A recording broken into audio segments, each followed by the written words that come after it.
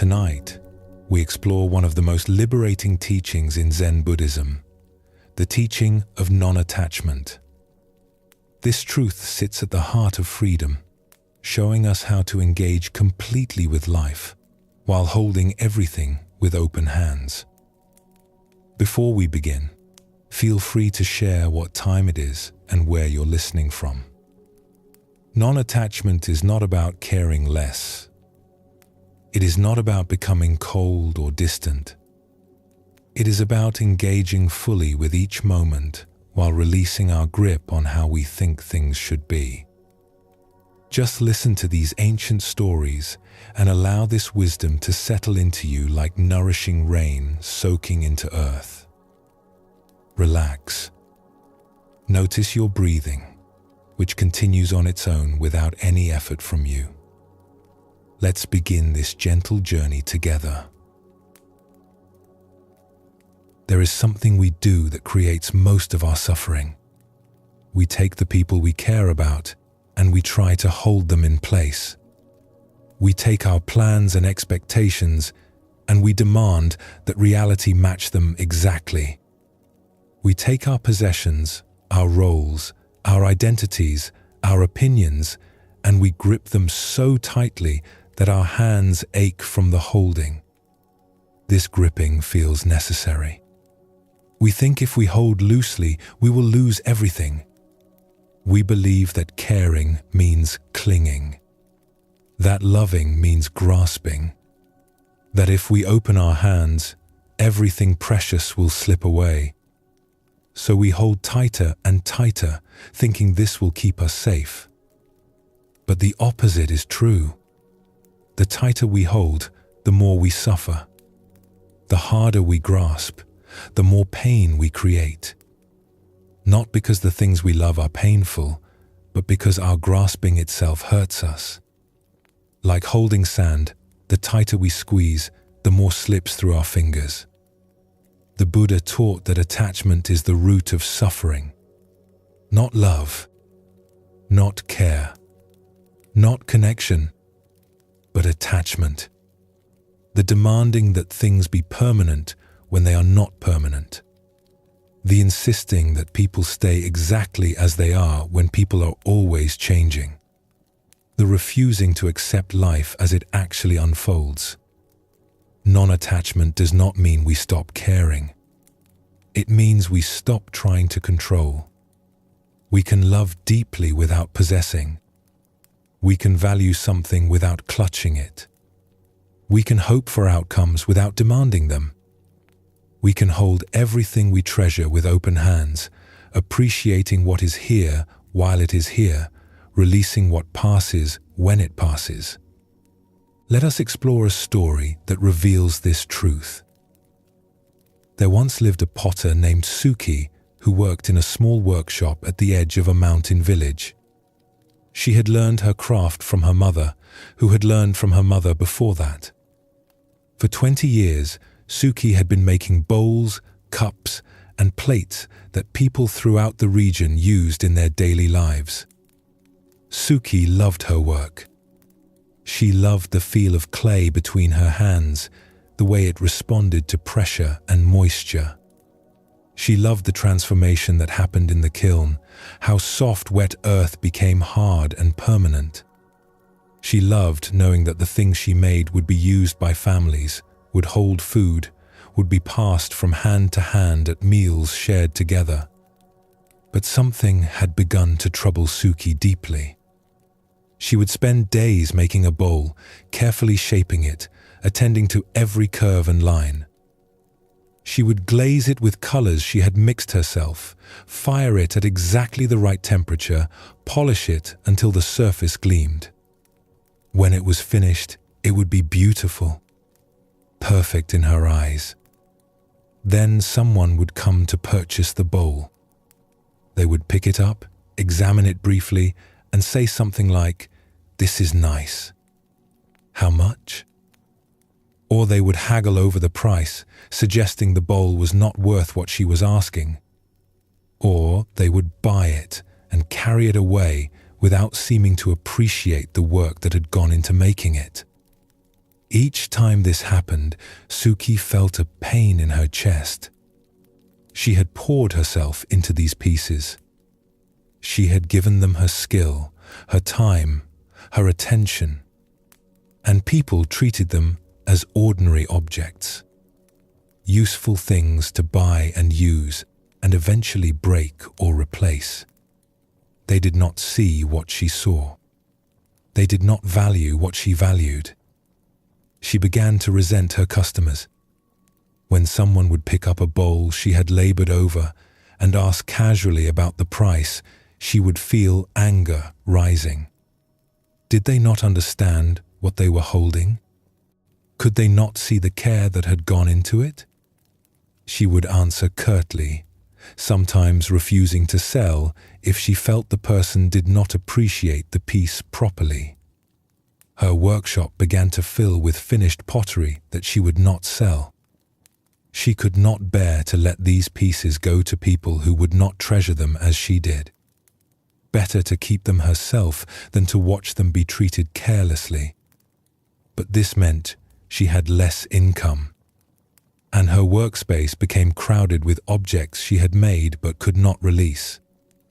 One day, an elderly monk named Roseanne came to the village.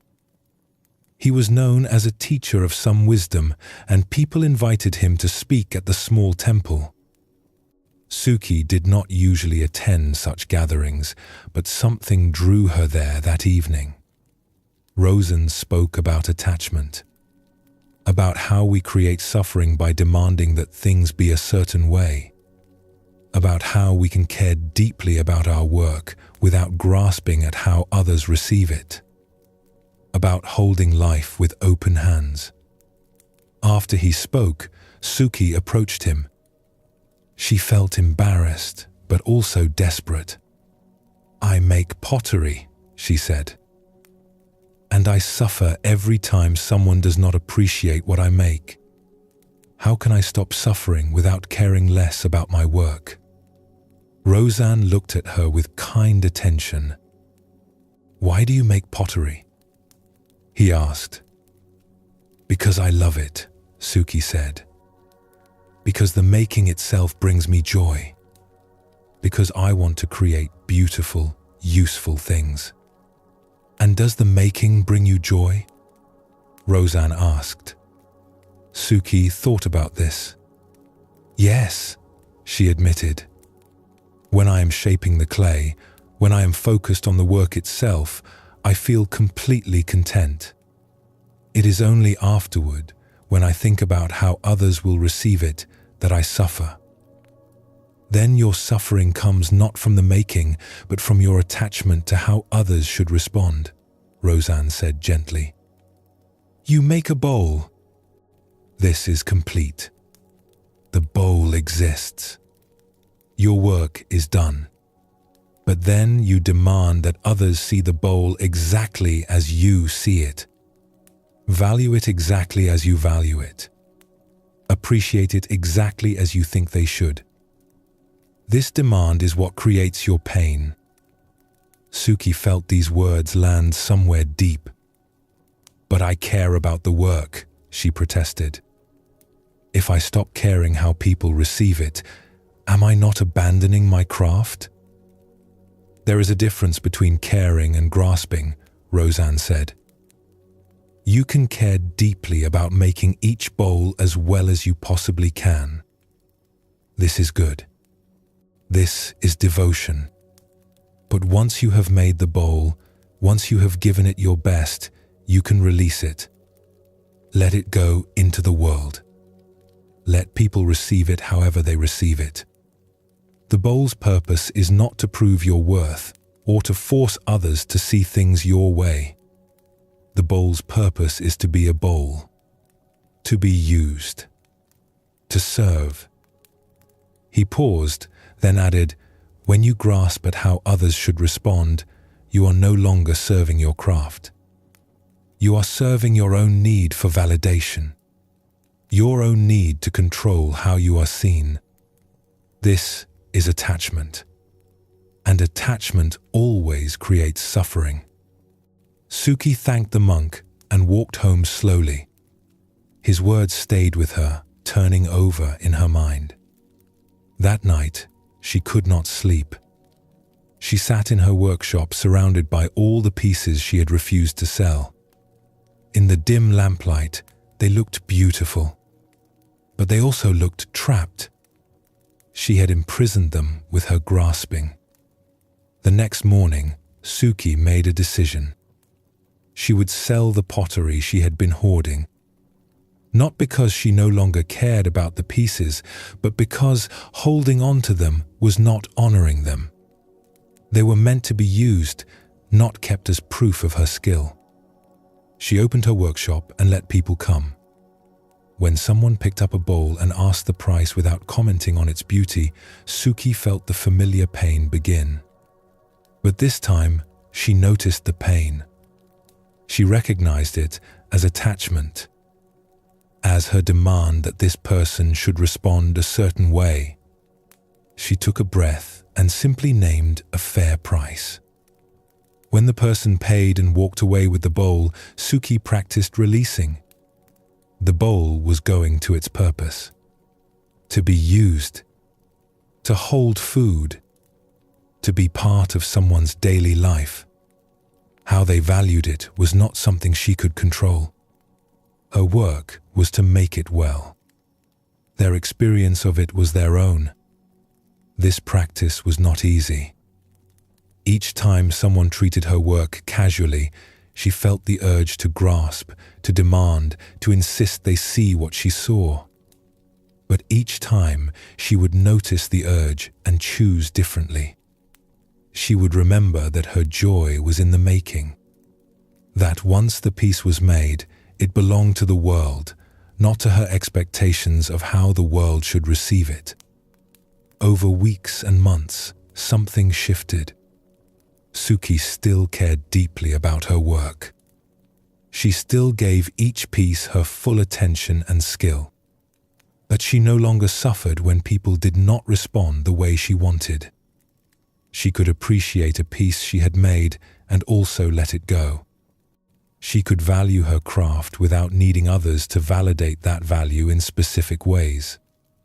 One day, a customer bought several bowls without much comment. In the past, this would have pained Suki. But now, she felt only a quiet satisfaction. She had made the bowls well. They would serve their purpose. This was enough. The customer returned a week later. "I wanted to tell you," the woman said, "these bowls have changed how my family eats meals together. There is something about them that makes us slow down, pay attention. I do not know what you put into them, but they carry something special." Suki felt warmth at these words. But she noticed something important. The warmth was a gift, but she did not need it. She had already released these bowls. The woman's appreciation was lovely, but Suki's peace did not depend on it. This was freedom. "Thank you for telling me," Suki said simply. "I'm glad they serve you well." After the woman left, Suki sat in her quiet workshop. She understood now what Roseanne had tried to teach her. Caring deeply about her work did not require grasping at how others received it. She could give her best to each piece and then open her hands. Let it go. Release it to whatever purpose it would serve, whatever appreciation or lack of appreciation it would receive. This was not caring less. This was caring more purely, without the burden of needing to control outcomes, without the suffering that came from demanding reality match her expectations. She was free to love her work without being imprisoned by it.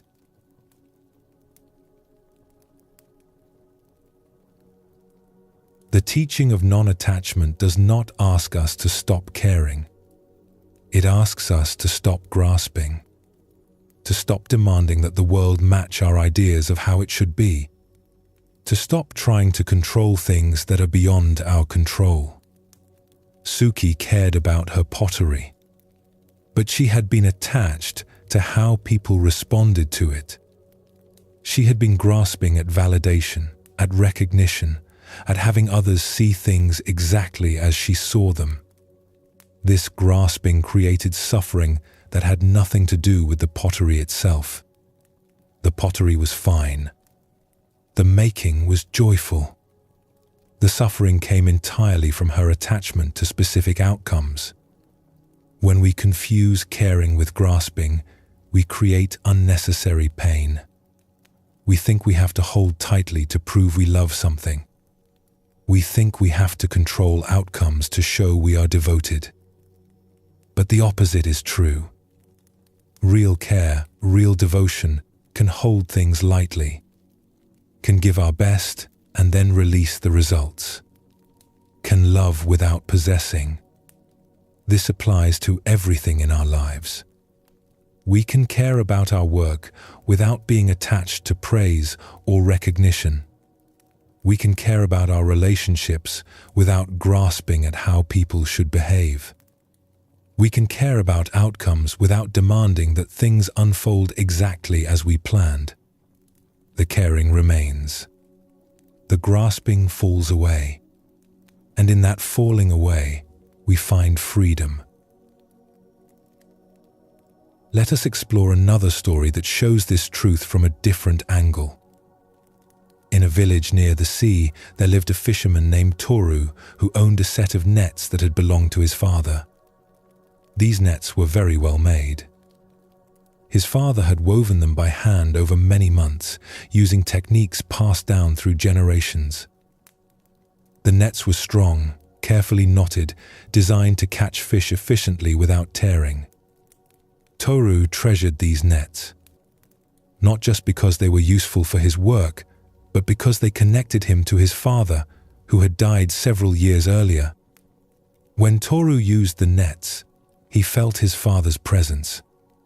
He would remember watching his father weave them, learning the patterns, understanding the craft. The nets were more than tools. They were inheritance, memory, connection. Toru took excellent care of the nets. He would dry them properly after each use. He would inspect them for any weak spots and repair them immediately. He would store them carefully, protected from sun and salt that might damage them. His life as a fisherman revolved around these nets. One autumn, a great storm came suddenly. The sky darkened in late afternoon, and wind began to howl. Toru rushed to the shore where his small boat was anchored. He needed to secure everything before the storm hit fully. He worked quickly, but the wind was already fierce. Waves were rising, crashing against the rocks. As Toru tried to pull his nets into the boat, a huge wave struck. The boat lurched violently. The nets, which Toru was holding, were torn from his grasp by the force of the water. He watched in horror as they were pulled away by the current, tangled with debris, swept out into the churning sea. He stood at the edge of the water, breathing hard, his heart pounding. The nets were gone. His father's nets. The tools of his livelihood. The connection to his past. Gone in an instant. His first response was rage. He wanted to blame someone. The weather. The gods. Himself for not acting sooner. Then came despair. How would he fish without nets? How would he survive? And beneath the practical worry was a deeper grief. He had lost something irreplaceable. Something that carried his father's hands, his father's knowledge, his father's presence. For days after the storm, Toru could not bring himself to return to the sea. He sat in his house, feeling the weight of the loss. Other fishermen offered to lend him nets, but he refused. They were not his father's nets. They would not be the same.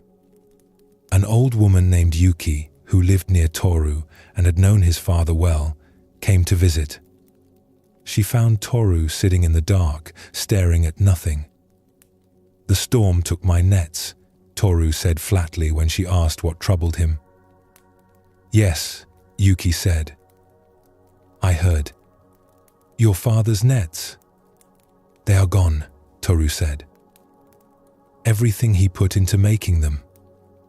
All those hours of work, all that skill and care, swept away in a moment. It is unbearable." Yuki sat quietly for a while.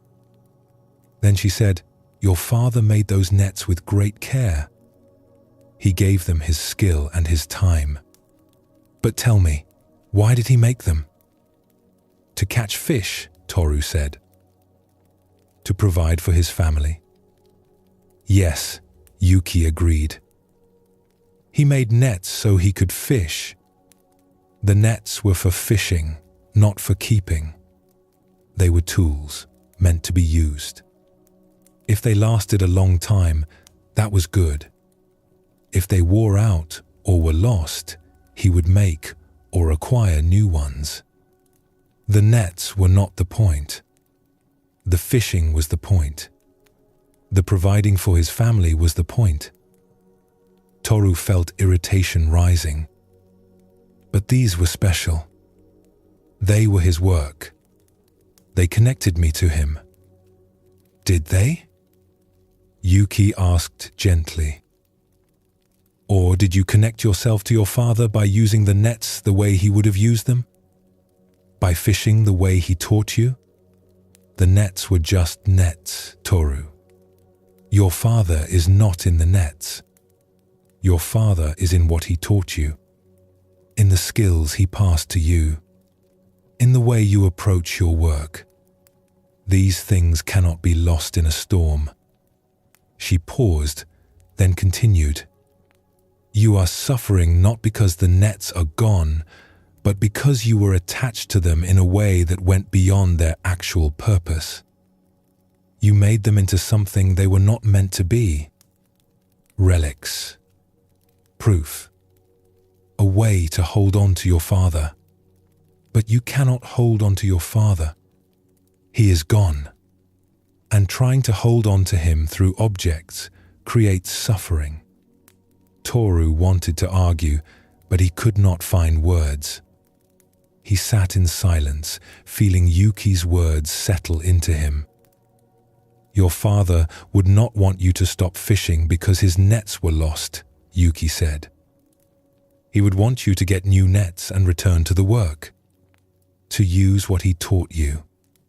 To continue what he began. This is how you honor him. Not by clinging to objects, but by living the way he taught you to live."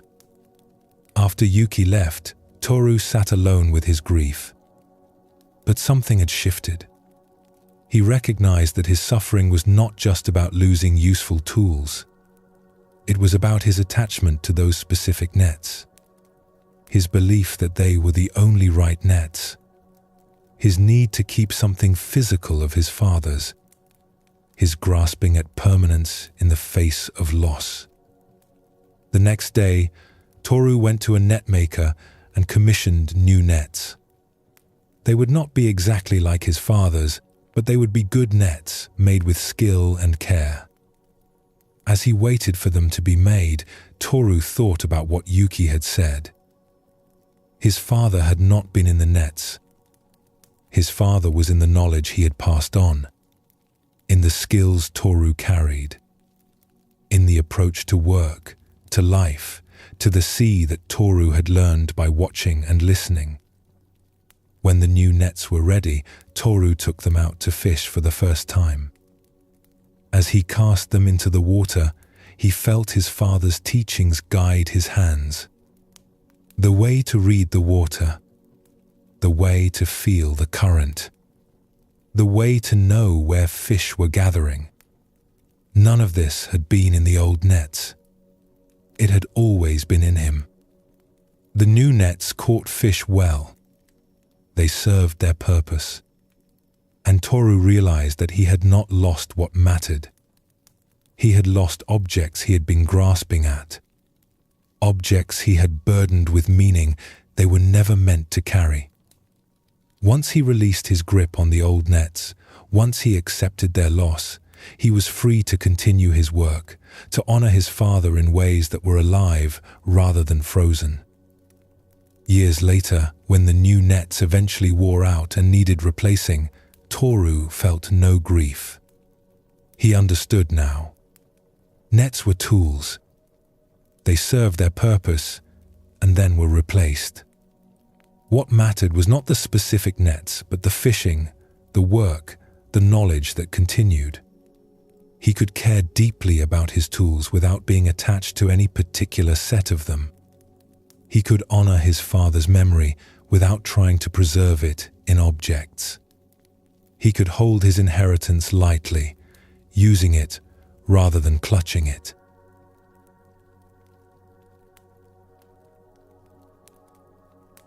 Both Suki and Toru learned the same essential truth about non-attachment. Suki learned to care about her pottery without grasping at how others received it. Toru learned to honor his father without clinging to specific objects. Both discovered that real care does not require tight gripping. That love can hold lightly. That devotion can release. This is what the teaching of non-attachment offers us. Not a demand to stop caring, but an invitation to stop grasping. To notice the difference between caring and clinging, between loving and possessing, between valuing something and demanding it stay exactly as it is forever.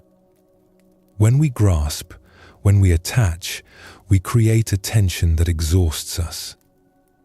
We are constantly defending what we have, fearing loss, demanding that reality match our preferences.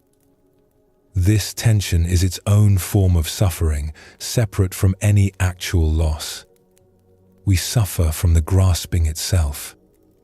When we release our grip, when we practice non-attachment, we can still care deeply. We can still give our best. We can still value what we value. But we do it with open hands. We appreciate what is here while it is here. We do our work without demanding specific outcomes.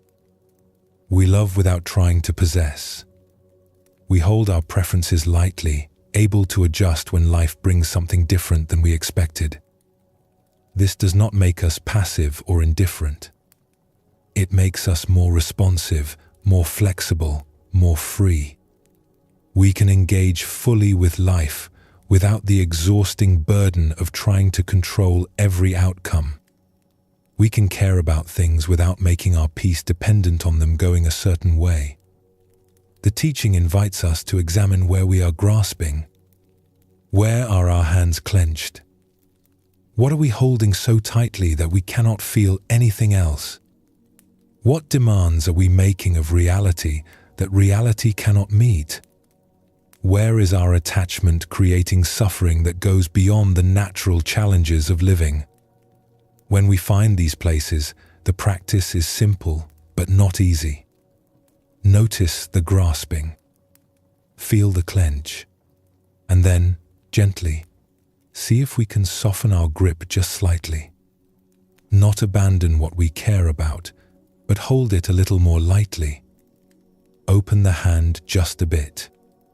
Make room for reality to be what it actually is, rather than insisting it match our expectations perfectly.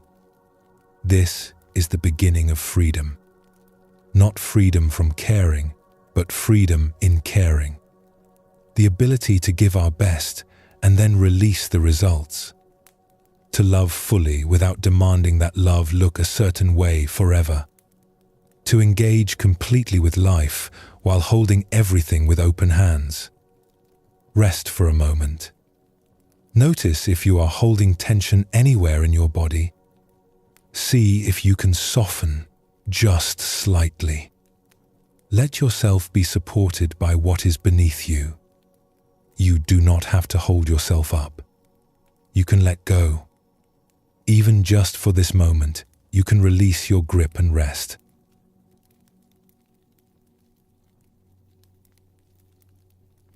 We carry more than we need.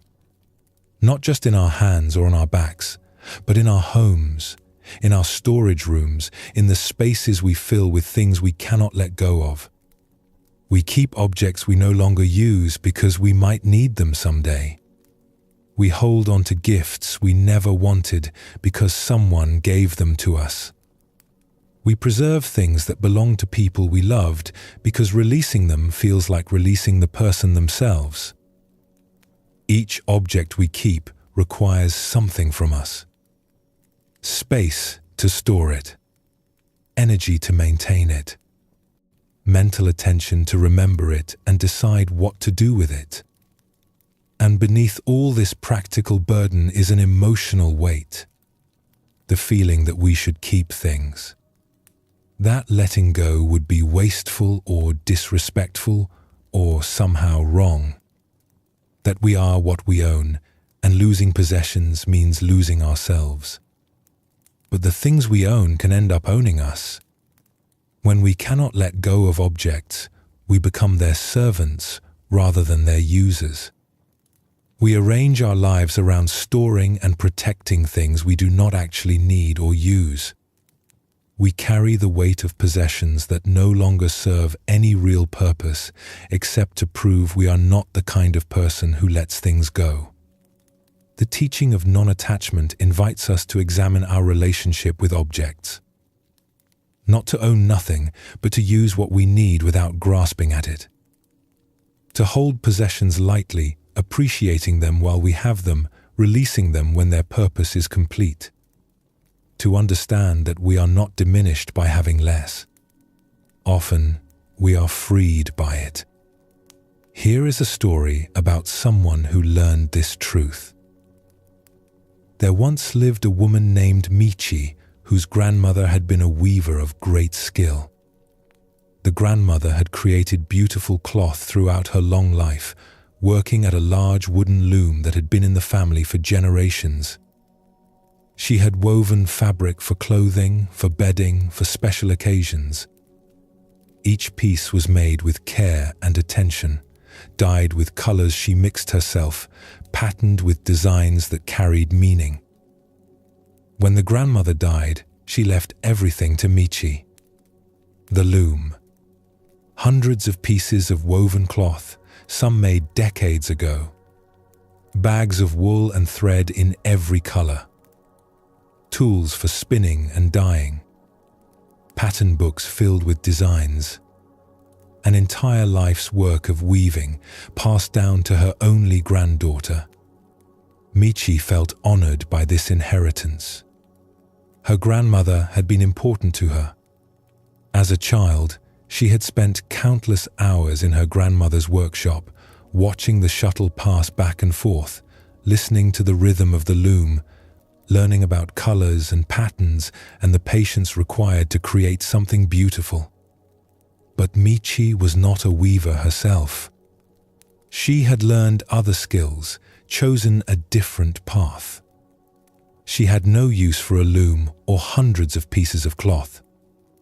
Still, when her grandmother died, Michi could not imagine letting any of it go. It all felt precious. Each piece of cloth carried her grandmother's hands, her grandmother's vision, her grandmother's life. Michi transported everything to her own home. The loom took up most of one room. The cloth filled multiple chests and boxes. The tools and materials required shelves and storage. Michi's modest house became crowded, filled with her grandmother's possessions in addition to her own. At first, Michi told herself she would learn to weave. She would use the loom, continue her grandmother's work. But weeks passed, then months, and Michi did not weave. She was busy with her own work, her own life. The loom sat silent. The cloth remained in its boxes. Everything was preserved, but nothing was used. People would occasionally ask Michi if she had any of her grandmother's cloth they could purchase. Some remembered the beautiful pieces the old woman had made and wanted to own one. But Michi always said no. She could not sell her grandmother's work. It would feel like betrayal, like valuing money over memory, like letting go of her grandmother. Years passed. 5 years. 10 years. Michi's house remained crowded with her grandmother's possessions. She would sometimes open the boxes and look at the cloth, touching the fabric, remembering. But mostly, the inheritance just sat there, taking up space, gathering dust, waiting for a purpose that never came.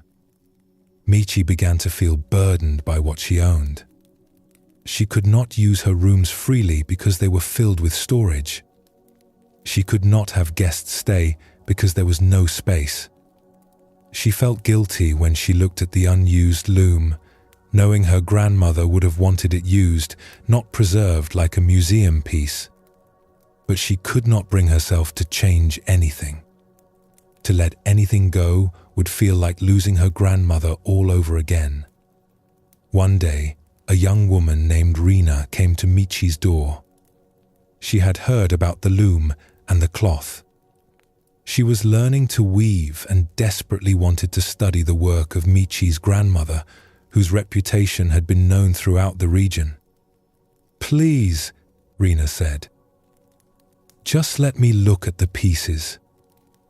Let me see how she worked.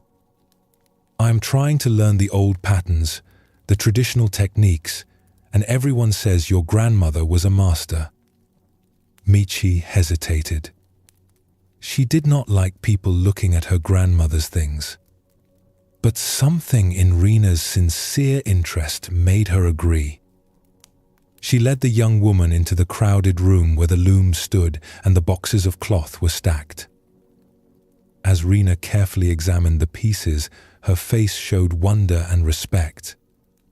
She would hold up a length of cloth and study the pattern. She would trace the weave with her fingers, understanding the technique. She would note the color combinations, the ways different threads created texture and depth. "This is extraordinary work," Rina said quietly.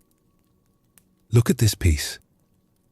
The way she varied the tension here to create this effect. "And this color, I have been trying to achieve this exact shade and cannot figure out how. Your grandmother was truly gifted." Michi felt warmth at hearing her grandmother praised, but she also felt something else. Sadness. All this beautiful work, all this skill and knowledge hidden away in boxes, appreciated by no one except Michi on the rare occasions she looked, preserved but not honored, kept but not celebrated. "Would you like to learn on this loom?" Michi heard herself ask. The words surprised her. She had not planned to say them. Rina's eyes went wide. "I could not." "It is too precious. It belongs to your family." "It is not being used," Michi said slowly, the realization forming as she spoke. "My grandmother made cloth that people used, wore, lived with. She did not make it to sit in boxes. She made it to be part of life. What I am doing, keeping everything locked away, this is not honoring her. This is burying her work." She looked at the silent loom, the stacked boxes. "I think my grandmother would be happier if someone was using her loom, learning from her work, continuing what she started. I have been holding on to everything so tightly because I thought that was how to keep her close. But maybe I have been doing the opposite. Maybe I have been imprisoning her memory instead of celebrating it." Over the following weeks, Michi and Rina sorted through the cloth together. Some pieces were given to people who had admired the grandmother's work. Some were donated to be used by families who needed them. Some were kept by Michi, a careful selection of pieces that truly meant the most to her. But the majority were released, sent out into the world to be used and appreciated. The loom was moved to Rina's workshop, where she used it to learn and practice. Michi would sometimes visit and watch her work. Seeing the loom active again, hearing the familiar sounds, watching cloth being created, this felt more like honoring her grandmother than keeping everything in silent storage ever had. The tools and materials were given to other weavers who could use them. The pattern books were donated to a craft school where students could learn traditional techniques. Slowly, Michi's house emptied. The rooms became usable again. The crowded feeling lifted. At first, Michi felt moments of panic. Had she made a mistake? Had she let go of too much? But these moments passed quickly, replaced by something unexpected. Relief. Freedom. The weight she had been carrying for 10 years was gone. She could breathe in her own home again. One day, Rina brought Michi a shawl she had woven on the old loom, using techniques she had learned from studying the grandmother's work. "I want you to have this," Rina said. "Your grandmother's knowledge helped me make it. In a way, it carries both of us." Michi wrapped the shawl around her shoulders. It was warm and beautiful. And it was new, alive, created just for her. She realized this was what her grandmother's legacy should be. Not objects frozen in time, but knowledge and skill passing forward. Not preservation, but continuation.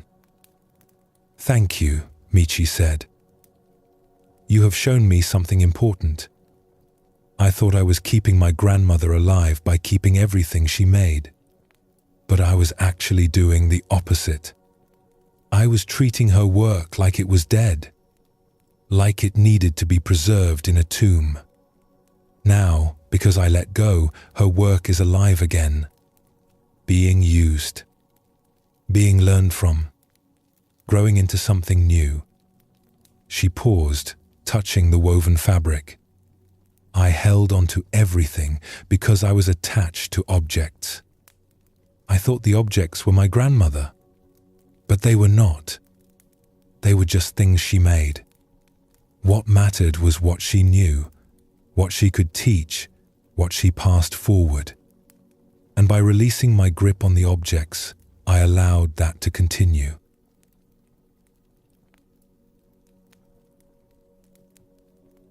Michi's story shows us something essential about our relationship with possessions. She thought keeping everything meant honoring her grandmother. But preservation is not the same as honor. Holding is not the same as loving. She had confused the objects with the person, the things with the meaning. When we attach to possessions, we often do this. We think the object is what matters, but the object is just pointing to something else. A gift points to affection. An heirloom points to connection. A tool points to skill or purpose. When we grasp the object itself, we miss what it was actually meant to convey. This creates suffering in two ways. First, we burden ourselves with things we do not need or use, simply because we cannot let them go. Our homes fill up. Our spaces shrink. We spend energy managing, storing, protecting objects that serve no real purpose except to prove we are not the kind of person who releases things. Second, and more painful, we often dishonor what we claim to honor. Michi thought she was respecting her grandmother by keeping everything. But her grandmother had made cloth to be used, not stored. By keeping it all locked away, Michi was actually betraying the spirit of the work. The objects had become more important than their purpose. Non-attachment to possessions does not mean owning nothing. It means using what we need without grasping at it. Appreciating things while we have them without making our identity dependent on having them. Understanding that objects are meant to serve purposes, and when those purposes are complete, the objects can be released. This teaching applies to everything we own. We keep clothes we never wear because we spent money on them or because they remind us of certain times. We keep books we will never read again because we feel we should be the kind of person who owns many books. We keep gifts we never wanted because we feel obligated to the giver. We keep broken things because we might repair them someday. We keep everything, and the keeping weighs us down. What if we could hold our possessions the way Michi finally learned to hold her grandmother's legacy? Using what serves us. Releasing what does not. Allowing things to move on to where they can be useful rather than insisting they stay with us. Understanding that we are not diminished by having less. Let us explore another story that shows this truth from a different angle. In a trading town near a river, there lived a merchant named Kota who bought and sold goods. He was not wealthy, but he made a decent living by trading wisely. He would purchase items in one place and transport them to another place where they were more valuable. Fabric from the mountains, pottery from the coast, tools made by skilled craftspeople. He kept careful track of what he owned, what he owed, what was owed to him. Kota's approach to possessions was practical. He did not form attachments to the things he traded. A bolt of silk was valuable, yes, but its value was in selling it, not in keeping it. He would buy it, appreciate its quality, and then release it to a buyer without regret. This ability to hold things lightly made him a good merchant. He could recognize value without grasping at it. But there was one category of possessions that Kota struggled with: his personal belongings. The things that were not for trade but for his own use. Over the years, he had accumulated many possessions. Clothes he rarely wore but could not part with. Tools he no longer used but thought he might need someday. Objects people had given him that he felt obligated to keep. Books he had not opened in years but felt he should own. His house was full of these things. Not dramatically full, not crowded like Michi's house had been, but full in a way that created a subtle burden. He would look at his overflowing shelves and feel tired. He would open a cabinet to find something and have to move 6 other things first. He would think about traveling and realize he could not because he needed to be here to watch over his possessions. One spring, Kota's business took him on a longer journey than usual. He would be traveling for 3 months, visiting several distant towns to establish new trading relationships. This meant leaving his house and most of his possessions behind. As Kota prepared for the journey, he had to decide what to bring. He could only carry what fit in 2 bags. Everything else had to stay. This forced him to choose carefully. Which clothes did he actually need? Which tools?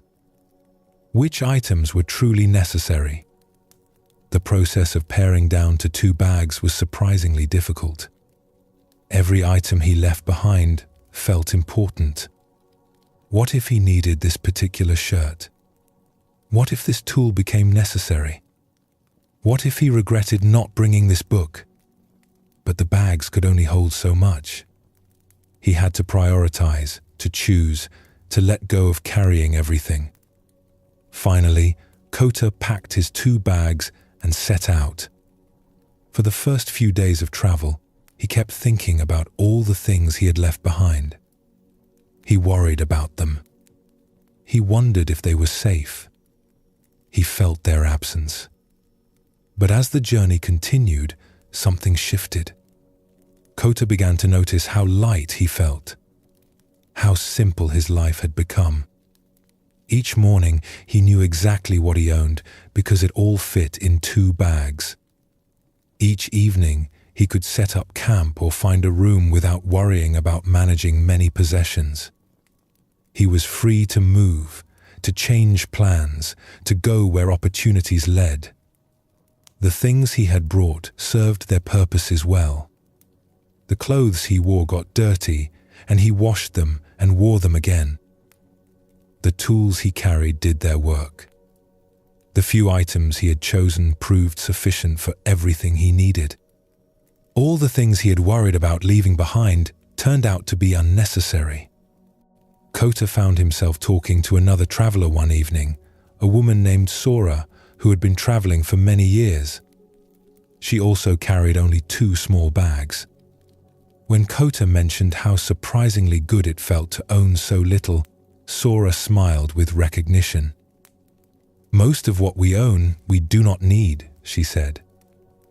"We keep things to feel secure, to prove we are prepared for any situation, to show ourselves and others that we are successful or responsible or cultured. But the things become weights. They tie us to places. They require our attention and energy. They make us less free." She gestured to her small bags. "I have everything I need here. Clothes, tools, a few books I truly love and reread. When I want something new, I release something old to make room. I use what I have. I am not burdened by what I do not use." Kota thought about his house, full of possessions he rarely touched. "But how do you know what to keep and what to release?" he asked. "I ask myself honest questions," Sora said. "Do I use this? Does it serve a real purpose in my life? Does it bring me genuine joy or value? Or do I keep it out of obligation or fear or some idea of who I should be?" Most of the things we own fall into that second category. We keep them for reasons that have nothing to do with actual need or value. She paused, then added, "The question is not whether something is good or useful in general. The question is whether it serves you, specifically, in your actual life as you actually live it. Most things do not. But we keep them anyway, and they become a burden we do not even notice we are carrying until we set them down." Kota spent the rest of his journey thinking about this. He noticed how much easier it was to travel with less. How much simpler his decisions became when he was not managing many possessions. How much more present he could be for the people he met and the work he was doing when he was not divided between here and his concern about all his things back home. When Kota finally returned home 3 months later, he walked into his house and saw it with new eyes. All these possessions, shelves full of books he did not read, cabinets full of dishes he did not use, clothes he never wore, tools for projects he never started, objects he had kept for years without remembering why. He understood now what Sora had been teaching him. These things were not serving him. He was serving them, storing them, protecting them, working to maintain the house that held them, unable to travel freely because someone needed to watch them.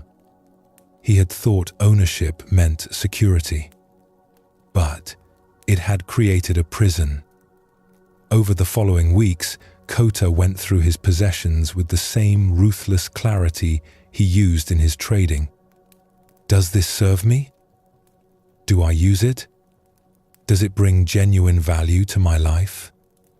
For each item, an honest answer. And for most items, the honest answer was no. He released things steadily, not carelessly, but deliberately. Some items he sold. Some he gave to people who could use them. Some he donated to those in need. He kept only what he actually used or truly valued. The rest he let go. His house slowly emptied. The crowded shelves became spacious. The overflowing cabinets showed room. He could find what he needed easily because there was less to search through. He could clean quickly because there was less to move and dust. He felt lighter, as if he had been carrying a physical weight that had now been set down. Friends would visit and comment on how empty his house looked. Some asked if he was moving. But Kota did not feel the emptiness as lack. He felt it as space, as freedom, as breath. I used to think having more meant being more secure, Kota told one friend. But on my journey, I discovered the opposite. Having less made me more secure. I knew exactly what I had. I could manage it easily. I was free to move, to change, to respond to opportunities. Now I bring that same approach home. I keep what serves me. I release what does not. And I am more free than I have ever been. Years later, Kota's business required him to take another long journey. This time, preparing was simple. His life already fit into 2 bags because he had released his attachment to owning more. He could leave without worry because there was little to worry about. He could travel freely because he was not weighed down. When people asked Kota for advice about possessions, he would say, "The question is not how much can you afford to own. The question is, how much can you afford to carry? Everything you own requires something from you. Space, energy, attention, maintenance. Before you keep something, ask if what it gives you is worth what it costs you. Usually, the answer is no."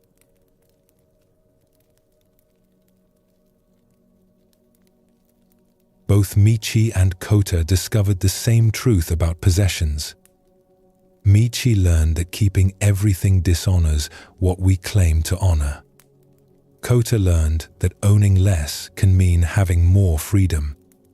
Both found that attachment to possessions creates burdens we often do not recognize until we release them.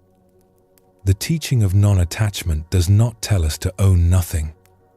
It invites us to examine honestly what we own and why we own it. To notice the difference between using something and being used by it. To recognize when possessions serve us and when we serve them. Most of what we own falls into the second category. We keep things out of obligation. Out of someday thinking, out of fear that not having them would mean something bad about us. Out of guilt about money spent or gifts received. We keep things because we think we should, not because they actually serve our lives. This creates a burden that is both practical and emotional. Practically, possessions require space, maintenance, management. Emotionally, they tie us down. They make us less free to move, to change, to respond to life's invitations. They create worry about loss or damage. They demand our attention and energy. When we release attachment to possessions, we do not become poor. We become free. Free to use what we need without grasping at it. Free to appreciate things while we have them without demanding they stay forever. Free to release what no longer serves us without guilt or fear. The practice is simple. Look at what you own. Ask honest questions. Do I use this? Does it serve a real purpose in my actual life? Does it bring me genuine joy or value? Or do I keep it for other reasons? Reasons that have more to do with fear or obligation or ideas about who I should be than with my real needs? For most things, when we are honest, the answer is clear. We do not use them. They do not serve us. We keep them anyway, and they become weights we carry without realizing how heavy they are until we set them down. Non-attachment to possessions is not about deprivation. It is about freedom. The freedom to live lightly. To move easily. To focus on what matters without the constant background burden of managing what does not matter. To use things well without letting them use us. This teaching liberates us from the weight we have been carrying, not by making us own nothing, but by helping us own consciously, keeping what serves us, releasing what does not.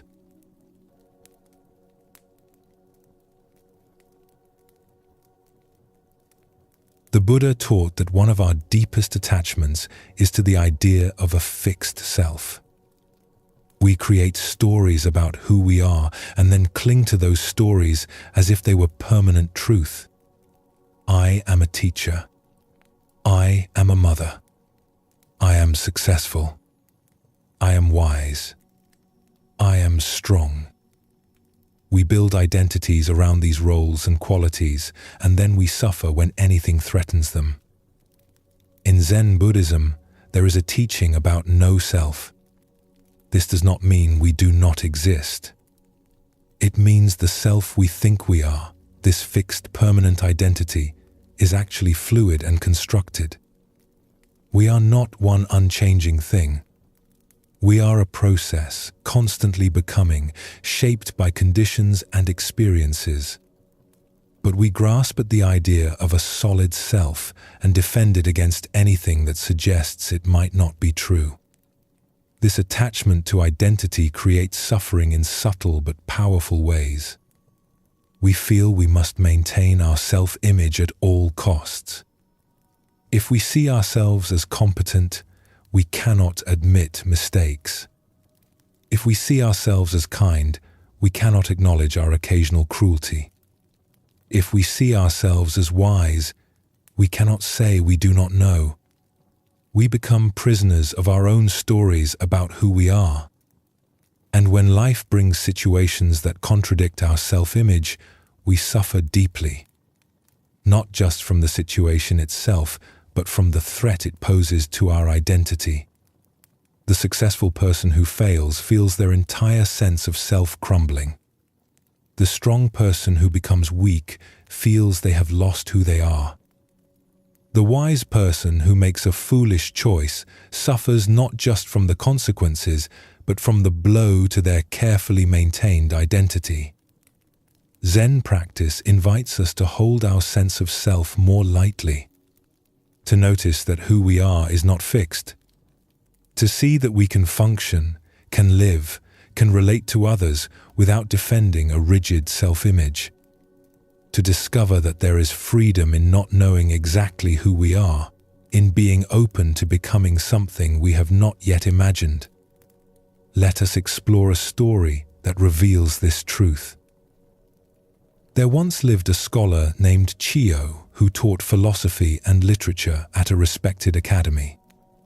She had studied for many years, earned recognition for her knowledge, and built a reputation as someone who understood difficult texts and could explain complex ideas with clarity.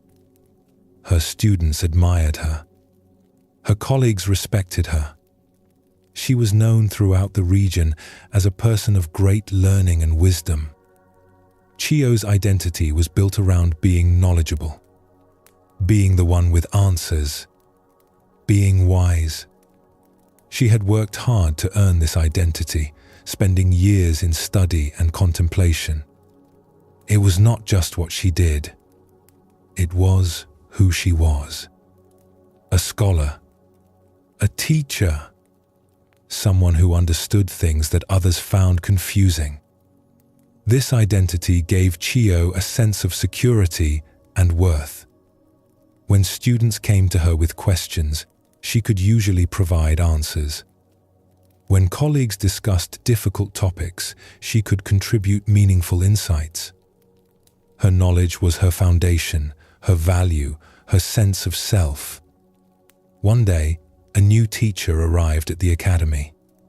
His name was Daigo, and he had traveled widely, studying different traditions and philosophies. He was friendly and humble, never claiming great expertise. But in casual conversations, he would sometimes mention ideas that Chiyo had never encountered. Perspectives from distant regions. Interpretations of texts that differed from what she had learned. At first, Chiyo felt intrigued by these new ideas.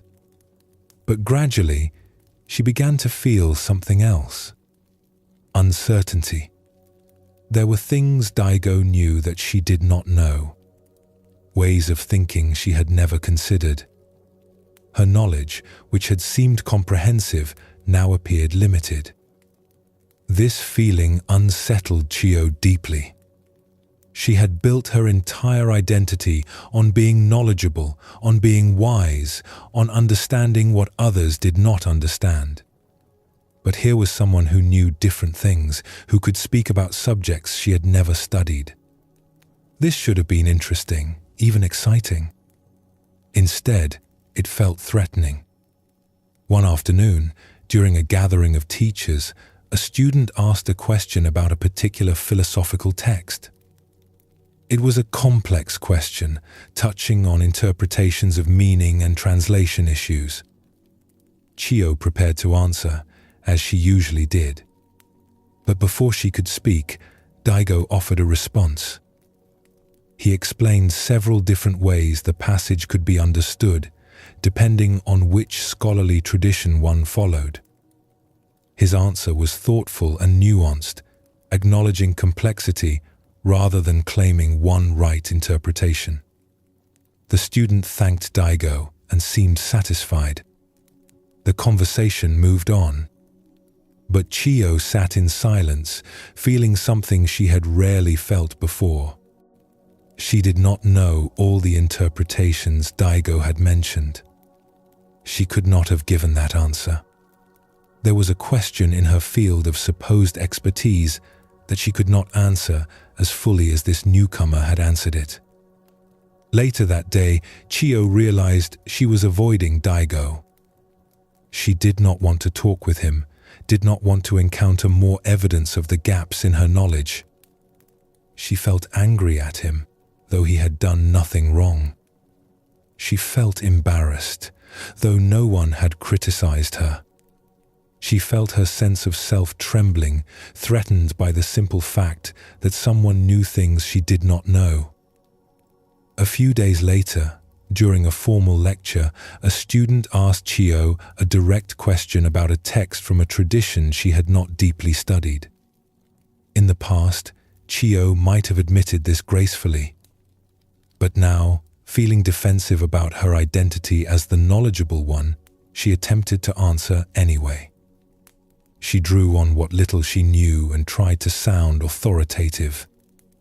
But her answer was vague and incomplete. She could feel herself reaching beyond her actual knowledge, trying to maintain an image of comprehensive wisdom. The student looked confused. Daigo, who was attending the lecture, said nothing, but Chiyo imagined she saw pity in his eyes. After the lecture, Chiyo returned to her room and sat in silence. She felt miserable. She had embarrassed herself trying to pretend she knew more than she did.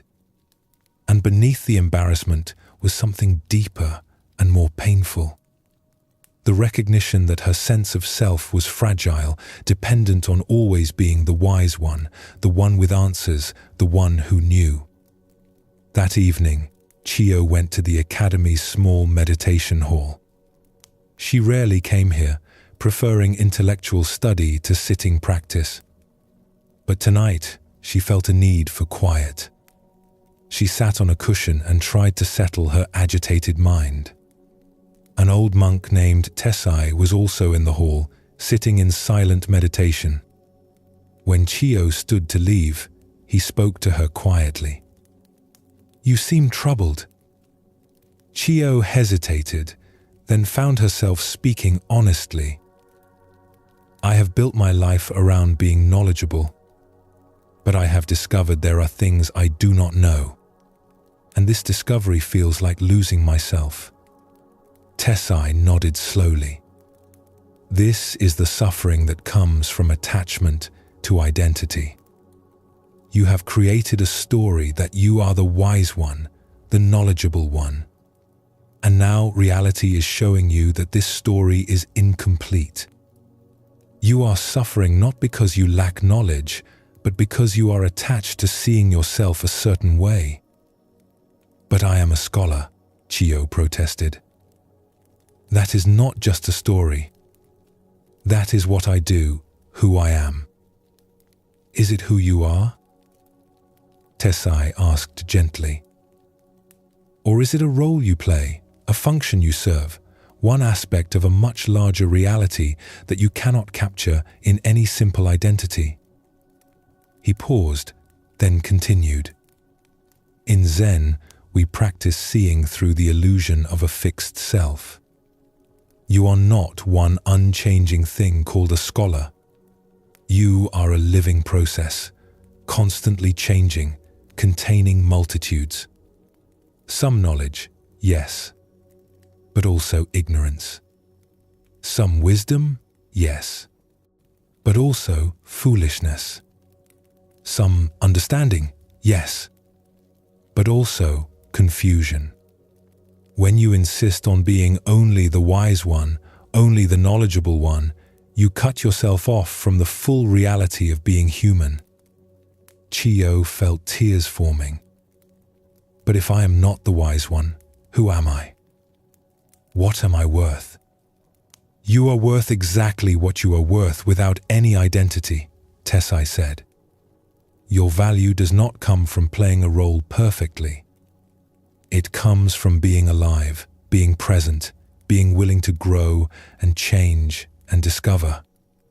The most honest thing you could have said to that student was, "I do not know." This would not have diminished you. It would have shown your humanity, your willingness to acknowledge limits, your freedom from needing to maintain a perfect image. He smiled kindly. The scholar who can say, "I do not know," is wiser than the scholar who pretends to know everything. Because she understands that knowledge is endless and humility is essential. She is not attached to appearing wise. She is interested in actual truth, which includes acknowledging what she does not understand. After Tessai left, Chiyo sat alone in the hall. She recognized the truth in his words. She had been so attached to her identity as a wise person that she could not admit ignorance. She had tried to maintain an image rather than be honest about her actual knowledge and limitations. This attachment had made her defensive, dishonest, and miserable. Over the following weeks, Chiyo practiced a new approach. When students asked questions she could not answer fully, she admitted it. "I do not know much about that tradition. Perhaps we can explore it together." Or, "That is beyond my expertise. Let me find someone who knows more about this topic." At first, these admissions felt painful, like losing part of herself. But gradually, something unexpected happened. She felt lighter, freer. She no longer had to defend an image of complete knowledge. She could be curious instead of defensive. She could learn from Daigo instead of resenting him. She could admit when she was confused instead of pretending certainty. Her students responded to this change positively. They found her more approachable, more human. They felt freer to admit their own confusion because their teacher could admit hers. The learning environment became more honest, less about performing knowledge and more about genuine exploration. One day, Chiyo and Daigo were discussing a difficult text together. Daigo offered an interpretation Chiyo had never considered. In the past, she might have felt threatened by this, but now she felt simple interest. "I have never thought of it that way," she said honestly. "Teach me about this perspective." As Daigo explained, Chiyo recognized something important. She was learning. She was growing. She was becoming someone slightly different than she had been. And this was not loss. This was being alive. The old identity, the fixed sense of being the wise one who already knew everything important, had been a cage. Releasing it allowed her to keep growing, keep learning, keep becoming. Years later, when Chiyo had become quite old, a young scholar asked her what she had learned in her long life of study. Chiyo smiled. "I have learned that the more I know, the more I see how much I do not know. I have learned that wisdom is not about having all the answers. It is about being comfortable with questions.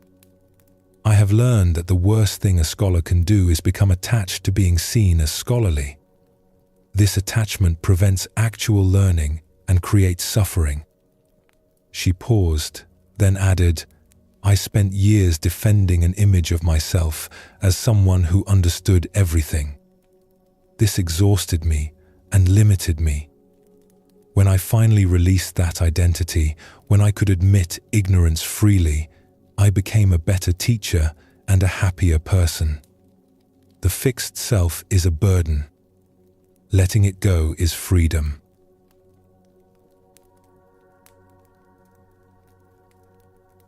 Chiyo's story shows us the suffering that comes from attachment to identity.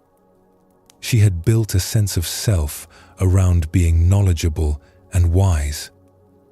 When reality threatened this identity, she suffered not from lack of knowledge, but from her attachment to seeing herself a certain way.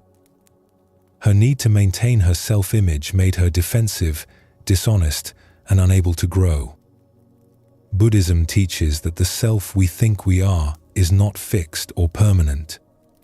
We create stories about ourselves and then defend these stories as if they were ultimate truth. But these stories are just mental constructions. They are not who we actually are in any permanent sense. We are constantly changing, constantly becoming, always more complex than any simple identity can capture. When we attach to a particular identity, we create several kinds of suffering. First, we must constantly defend that identity against anything that contradicts it. This is exhausting. Second, we cannot grow beyond that identity because growth would mean admitting we were not always what we claimed to be. Third, we cannot be fully honest because honesty might reveal aspects of ourselves that do not fit our chosen story. The practice of non-attachment to identity does not mean we have no sense of self or no roles in life. It means we hold our sense of self lightly. We can function as a teacher, a parent, a friend, without grasping at these roles as permanent fixed identities. We can acknowledge that we contain multitudes. Sometimes we are wise, sometimes foolish. Sometimes strong, sometimes weak. Sometimes kind, sometimes petty. This is being human, not failing to be some idealized version of ourselves. Let us explore another story that shows this truth from a different angle. In a region troubled by conflict, there once lived a warrior named Masaru who had served in the army since his youth. He had trained in combat, fought in battles, developed skills in strategy and martial arts. His entire life had been organized around being a warrior. His strength, his courage, his willingness to face danger, these qualities defined him. Masaru was good at what he did. He had earned respect through his skill and bravery. When people saw him, they saw a warrior. This was his identity, his value, his understanding of who he was. To be a warrior was not just what he did. It was who he was at the deepest level. But when Masaru reached his 40th year, the conflicts in his region ended. Treaties were signed. Armies were disbanded. Peace came suddenly after years of fighting. Masaru found himself released from military service, sent home with thanks for his service, but no longer needed.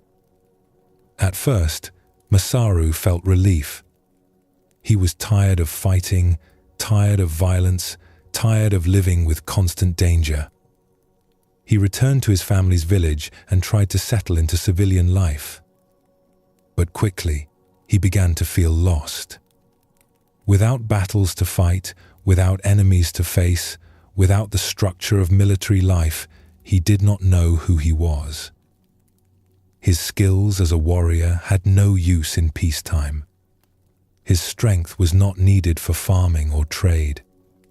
His courage, which had defined him in battle, had no outlet in village life.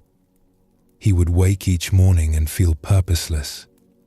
If he was not a warrior, what was he? Who was he? Masaru tried to find roles in the village. He offered to teach young people defensive skills in case conflict returned. But parents did not want their children trained for war during peacetime. He offered to serve as a guard, but there was little need for guards in the peaceful village. His entire identity had been built around a function that no longer had a place. He began to feel bitter. He would sit and remember his days as a warrior, when he had been important, when his skills had mattered, when he had known exactly who he was. He felt the village did not appreciate him. He felt peace had made him irrelevant. He felt he had lost himself.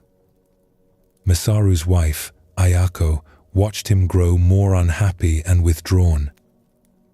One evening, she said gently, "You are suffering, but not from lack of work or purpose.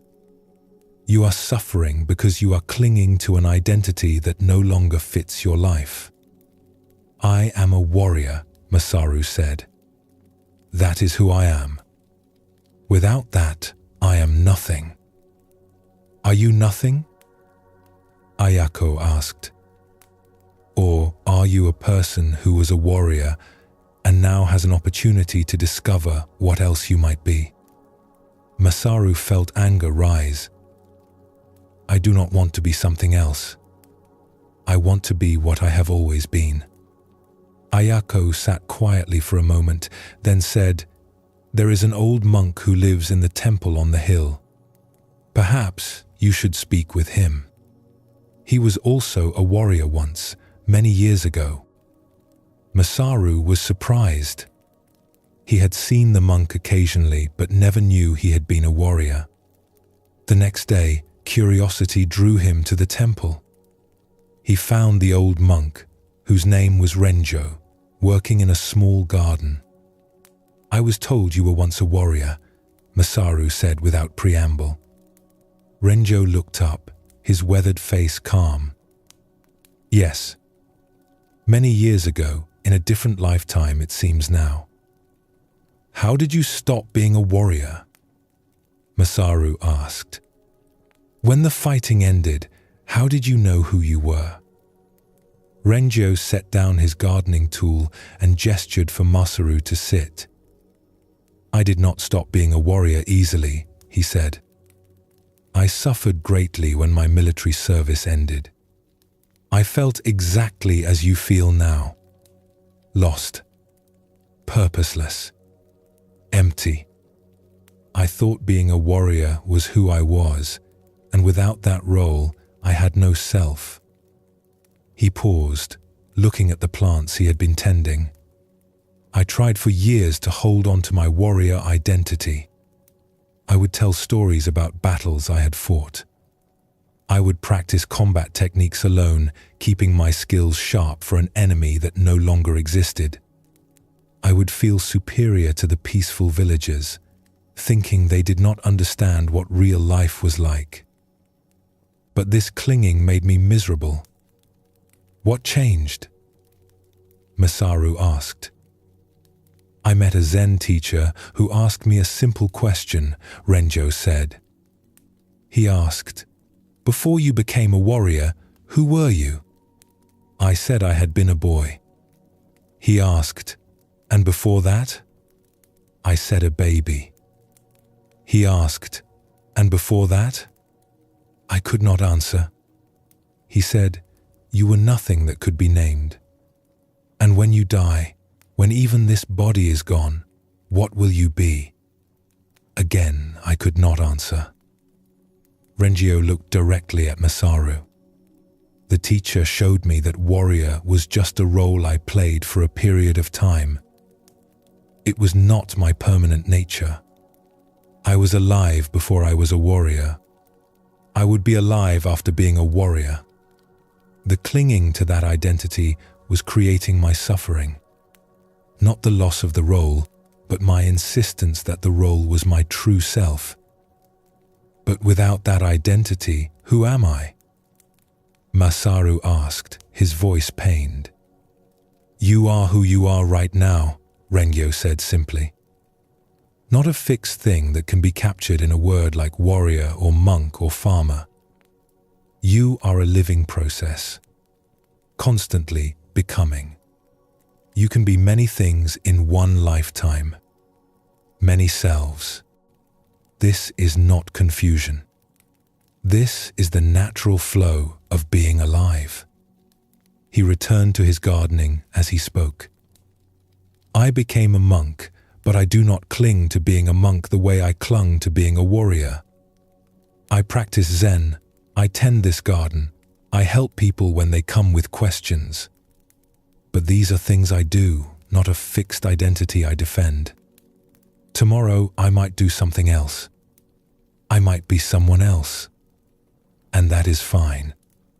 The freedom is in not grasping at any particular version of myself as the true permanent me.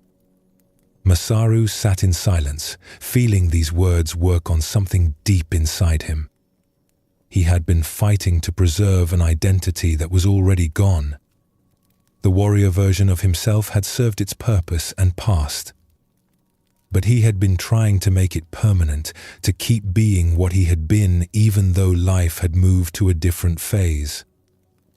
What should I do? Masaru asked, finally.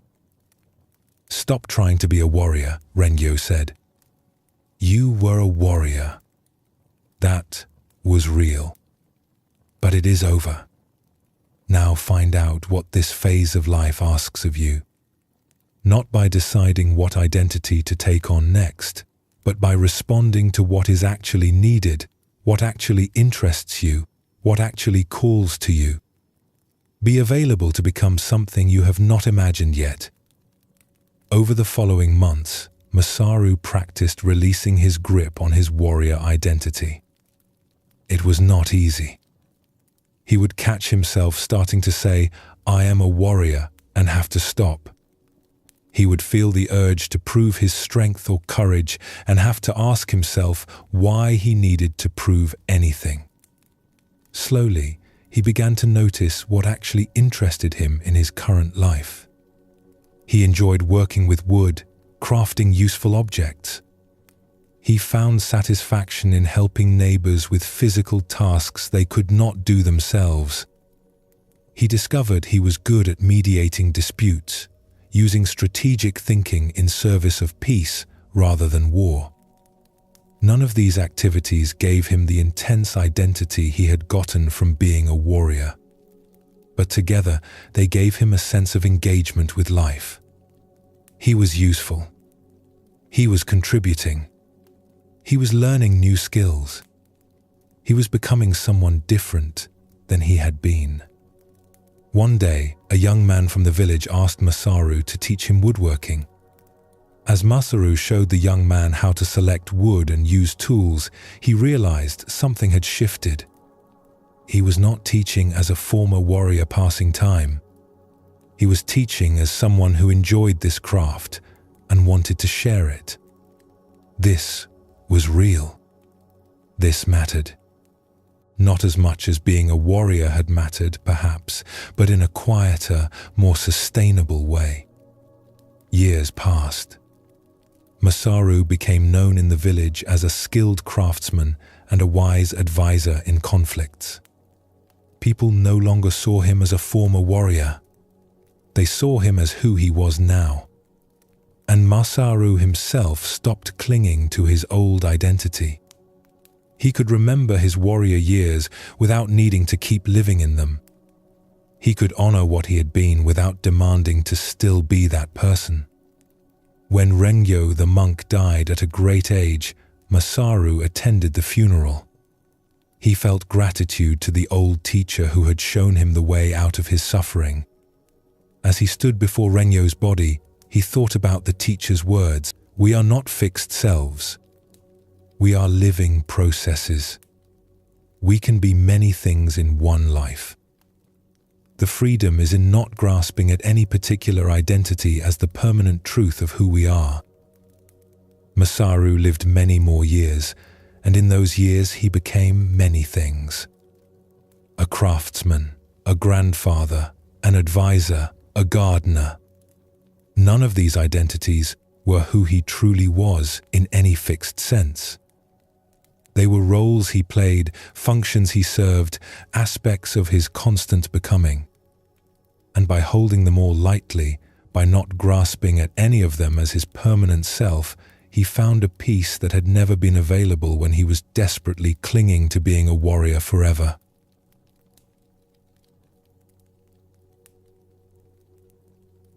Both Chiyo and Masaru struggled with the same attachment.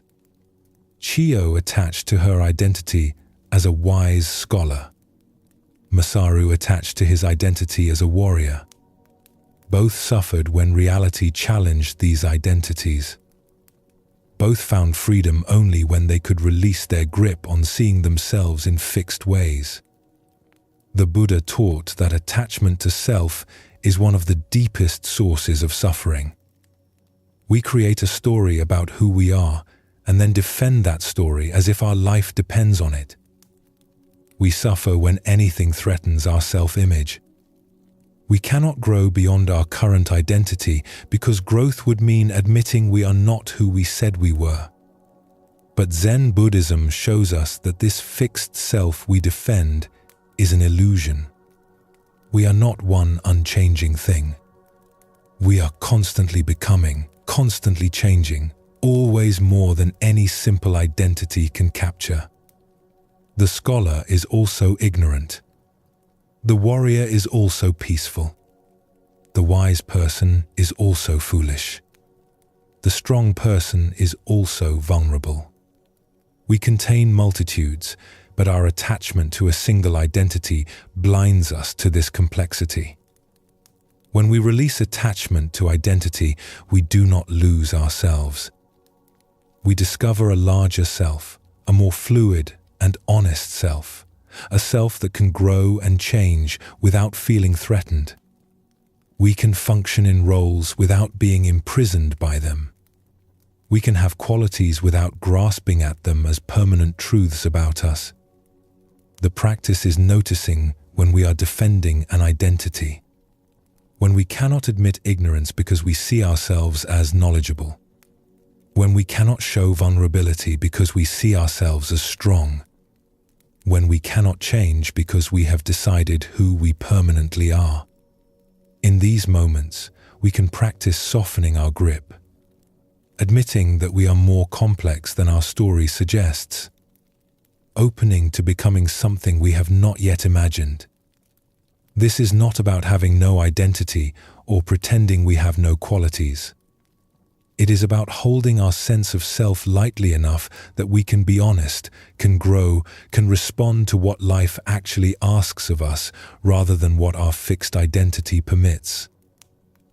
It is the freedom to be fully human, which means being many things, not all of them consistent, not all of them matching our preferred story about ourselves.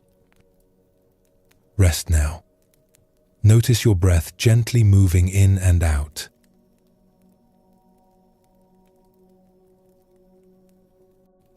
The Buddha taught that attachment in relationships causes some of our deepest suffering. We love people, which is natural and beautiful. But then we grasp at them. We try to keep them exactly as they are. We try to control how they change or whether they leave. We confuse loving someone with possessing them, and this confusion creates pain for everyone involved. In Buddhism, there is a teaching about loving kindness that wishes for others to be happy and free. Not happy in the way we think they should be happy. Not free to do only what we want them to do. But genuinely happy and genuinely free, even if their happiness and freedom take them away from us or lead them to become someone different than we prefer. This is hard to practice. We want the people we love to stay close, to remain familiar, to need us. When they change in ways we do not like, we feel betrayed. When they leave, we feel abandoned. When they make choices we would not make, we feel hurt. But often, our hurt comes not from what they are doing, but from our attachment to them being a certain way. The teaching asks us to examine the difference between loving and grasping, between caring for someone and trying to control them, between connection and possession. We can love deeply, care completely, be fully present for someone without demanding they stay the same forever or arranging their life to suit our needs.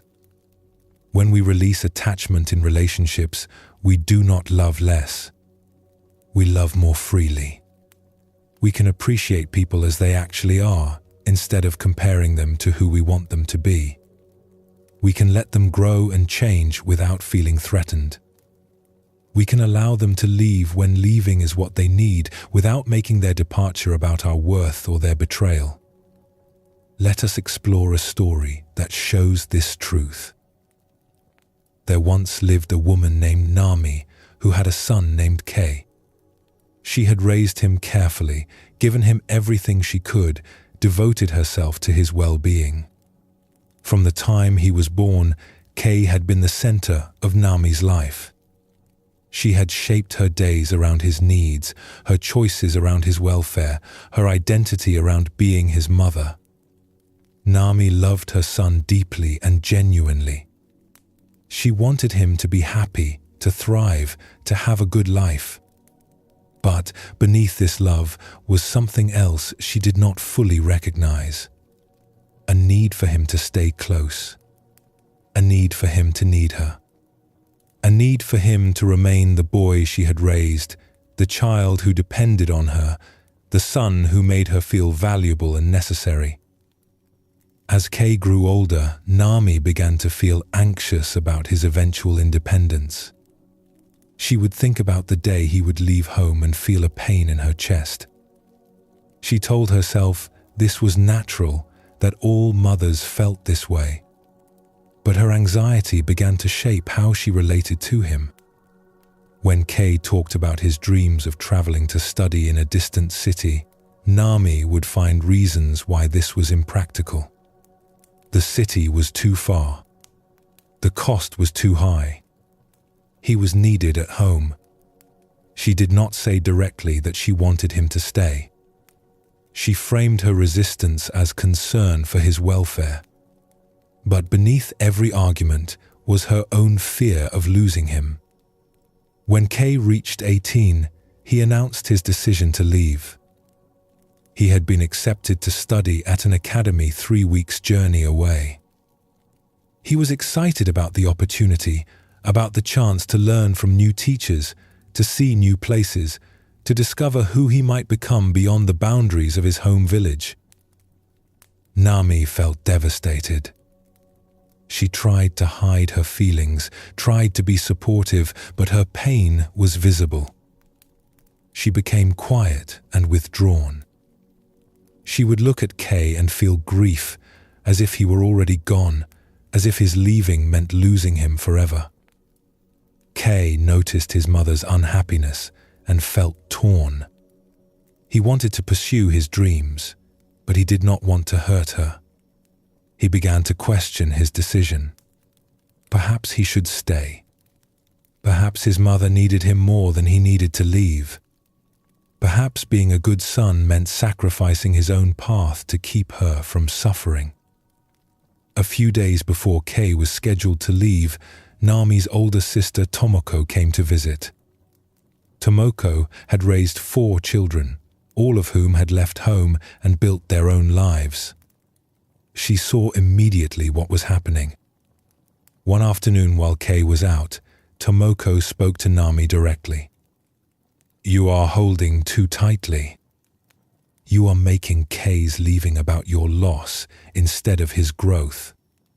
This is not love. This is attachment." Nami felt defensive. "I love my son. I want what is best for him. Do you?" Tomoko asked gently. "Or do you want him to stay because you have built your identity around being needed by him? Because you fear who you will be when he is gone?" Nami felt tears forming. "He is my son, my only child. When he leaves, what will I have?" "You will have yourself," Tomoko said.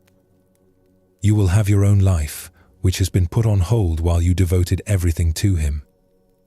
You will have the chance to discover who you are beyond being his mother. But you are so attached to that role, so fearful of releasing it, that you are trying to keep him small and close to serve your needs."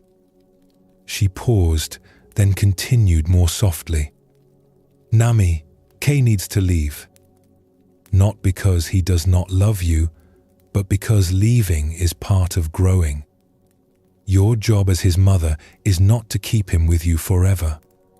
It is to help him become capable of living without you. If you truly love him, you will release him with blessing, not with guilt and sadness that makes him feel he is betraying you." Nami wanted to argue, but she recognized truth in her sister's words. She had been trying to keep Kay close, not for his sake, but for hers. She had confused her need for him with love for him. She had been grasping at him, trying to prevent the natural unfolding of his life because she feared her own emptiness. That evening, Nami sat alone and looked honestly at her feelings. She loved Kay, yes, but she was also attached to him in a way that was not healthy for either of them. She was attached to being needed, attached to her identity as his mother, attached to keeping her life organized around him so she did not have to face who she was without that role. The Buddha taught about this, she remembered suddenly, about how attachment creates suffering, how we grasp at people and try to keep them close, and this grasping hurts everyone. Love can be free. Love can release. But attachment holds tight and creates pain. Nami realized she had a choice. She could continue grasping, making Kay's departure painful for both of them, perhaps even preventing him from leaving freely. Or she could practice releasing. Not releasing her love for him, but releasing her attachment to keeping him close, to being needed, to remaining the center of his life. The next day, Nami asked Kay to sit with her. She could see tension in his face, worry about how she would react to his leaving. She took a breath and spoke from a more honest place than she had allowed herself before. "I have been making your leaving about me," she said. "About my fear and my loss and my needs. I have been holding you with guilt instead of releasing you with love. I am sorry." Kay looked surprised. "Mother, I do not want to hurt you." "You are not hurting me by leaving," Nami said, and as she spoke, she tried to believe it. "You are growing, which is what you should do. I am hurt because I have been attached to keeping you close, to being needed, to organizing my life around you. But this attachment is my problem, not your responsibility." She paused, feeling the difficulty of what she needed to say next. "I love you. I will miss you. But I want you to go. I want you to discover who you are beyond this village, beyond your role as my son. I want you to be free to become whoever you are meant to become. And I will work on discovering who I am beyond being your mother." Tears were streaming down both their faces now, but they were different tears than before. Not tears of guilt and grasping, but tears of honest love and difficult release. When Kay left a few days later, Nami felt pain. The house was empty. The silence was heavy. She missed him terribly. But beneath the natural sadness of separation was something else. Relief. She had released him. She had not made him carry the burden of her attachment. She had loved him enough to let him go. The months after Kay left were difficult for Nami. She had to discover who she was without organizing her entire life around him. She had to face the emptiness she had been avoiding by staying constantly busy with his needs. She had to learn to live for herself again. But slowly, something unexpected happened. Nami began to reclaim parts of herself she had set aside when Kay was born. She had once loved weaving, but had abandoned it to have more time for him. She returned to it now and found the old satisfaction still there. She had once had friends she spent time with, but those friendships had faded as she focused on being a mother. She renewed those connections and discovered they still held value. Kay would send letters occasionally, telling her about his studies, his new experiences, the person he was becoming. Nami would read these letters with genuine joy. She missed him, but she was not suffering from his absence the way she had feared. She had released her attachment to keeping him close, and in that release, she had freed both of them. When Kay returned home for a visit after a year away, something had changed between them. He was more confident, more himself. And Nami was more peaceful, less needy. They could be together without the weight of her grasping. They could enjoy each other's company without her fear of him leaving again. "You seem different, Mother," Kay said during the visit. "I am different," Nami agreed. "I have learned the difference between loving you and being attached to you. I still love you deeply. But I no longer need you to stay small or stay close to make me feel valuable. This has freed both of us." Kay smiled. "I can feel it. When I was leaving before, I felt guilty, like I was abandoning you. But you have shown me that leaving is not abandonment, that I can have my own life and still love you, that you can have your own life and still love me. We are connected, but not attached." Years later, when Kay had built his own life in the distant city, he would still visit his mother occasionally. Their relationship was warm and genuine, but it was not burdened by attachment. Nami had learned to hold her love for him with open hands, to appreciate his presence when he was near without demanding he stay, to continue her own life when he was away without feeling his absence as abandonment. This was love without grasping. connection without possession, and it had freed them both.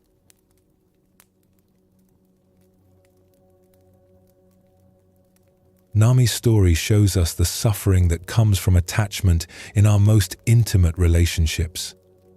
She loved her son genuinely, but she confused love with needing to keep him close. Her attachment made his natural growth feel like betrayal. Her grasping created guilt that would have harmed both of them if she had not recognized what she was doing and chosen differently. Zen Buddhism teaches that we can love without clinging. That connection does not require possession. That caring for someone does not mean controlling their choices or demanding they stay forever.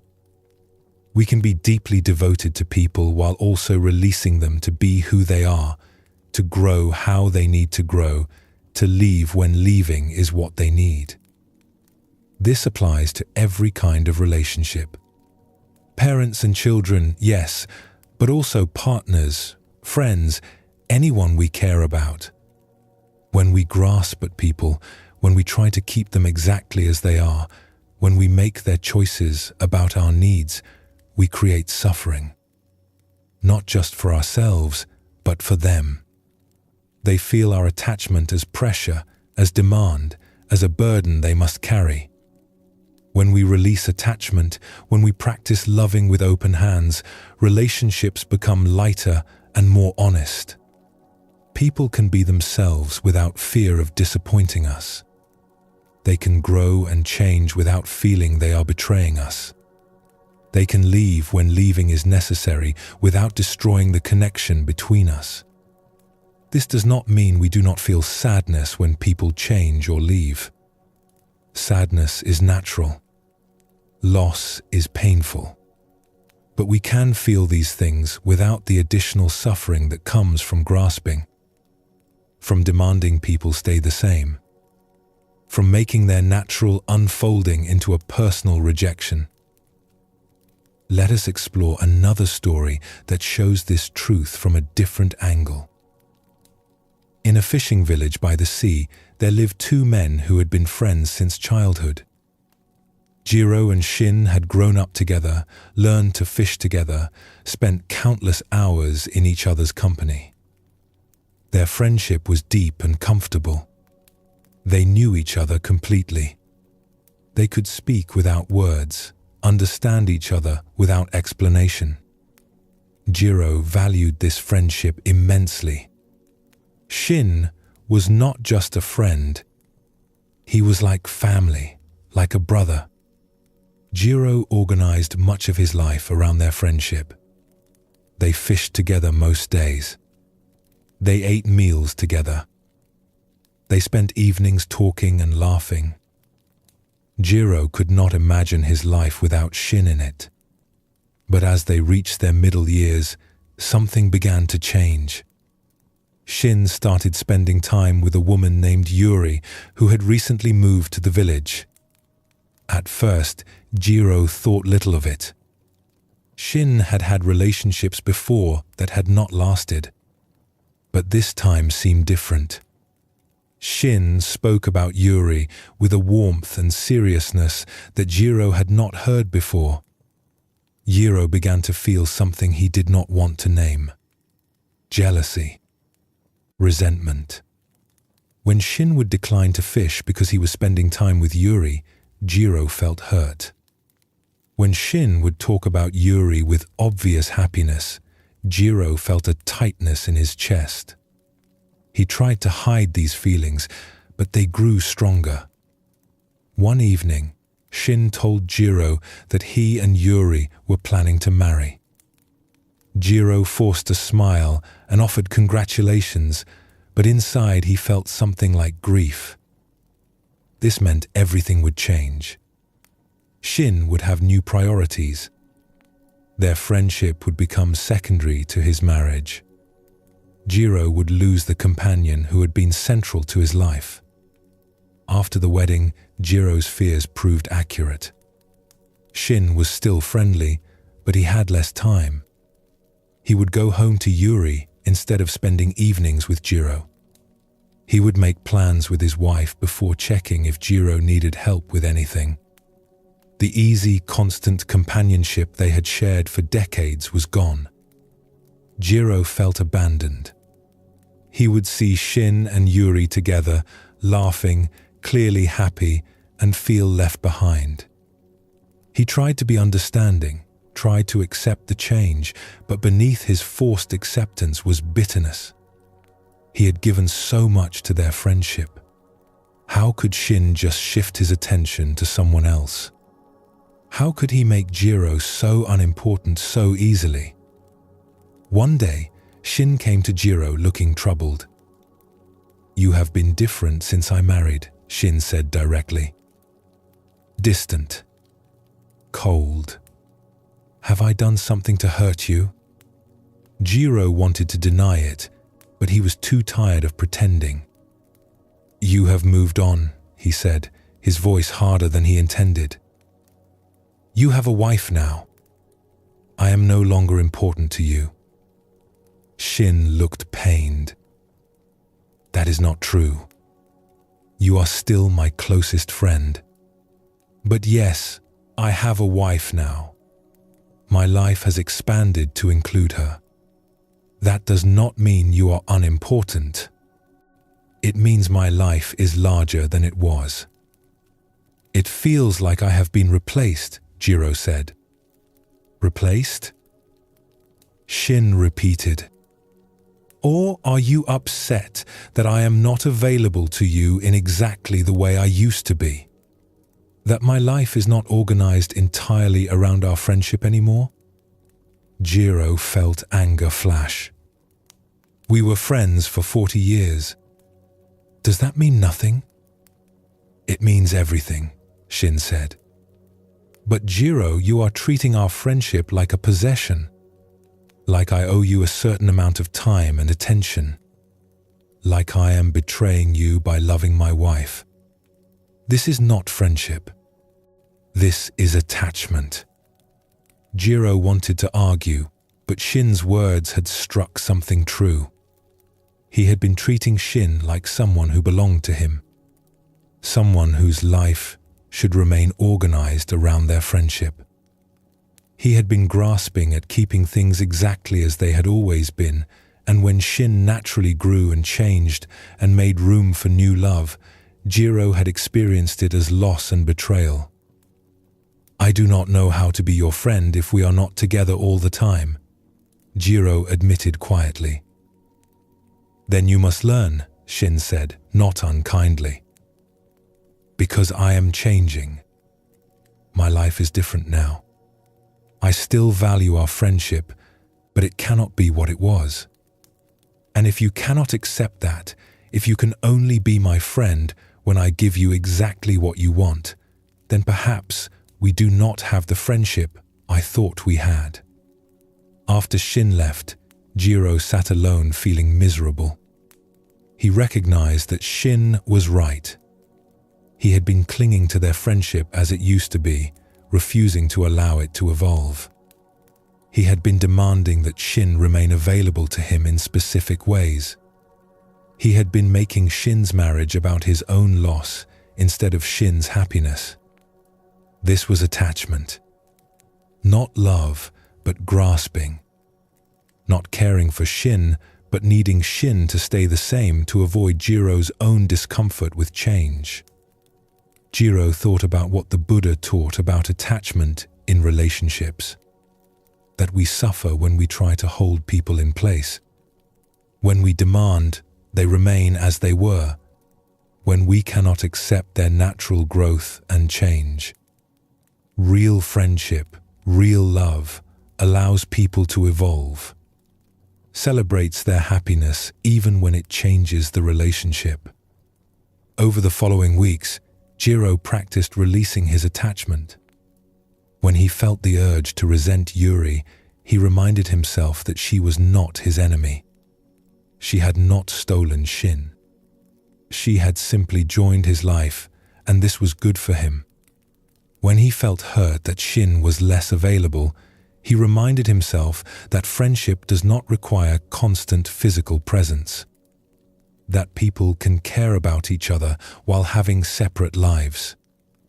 He began to build his own life more fully instead of organizing everything around Shin's availability. He spent time with other people. He took up activities he had been neglecting. He discovered that he had been too dependent on one friendship, too attached to it remaining exactly as it had always been.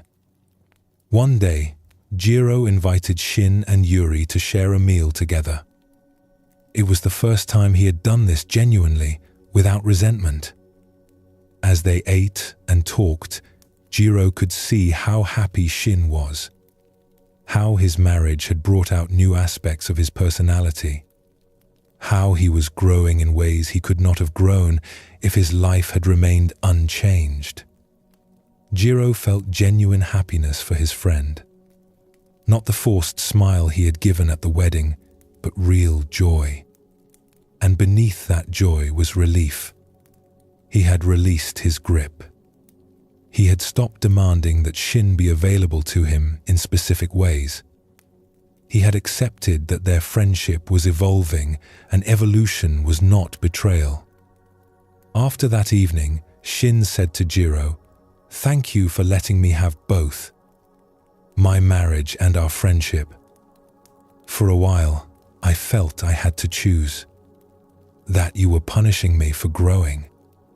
But tonight felt like the old comfort between us, just in a new form." "I was attached to how things were," Jiro admitted. "I could not accept change.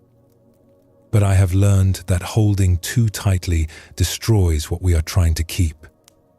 You are still my friend, just in a different way now. And that is enough. That is good." Years later, Jiro would tell younger people who came to him with relationship troubles, "Friendship requires allowing people to be who they are, to change, to have other connections. If you can only care for someone when they give you exactly what you want, that is not love. That is attachment. Real love opens its hands. It allows people to grow. It remains even when the form of the relationship changes."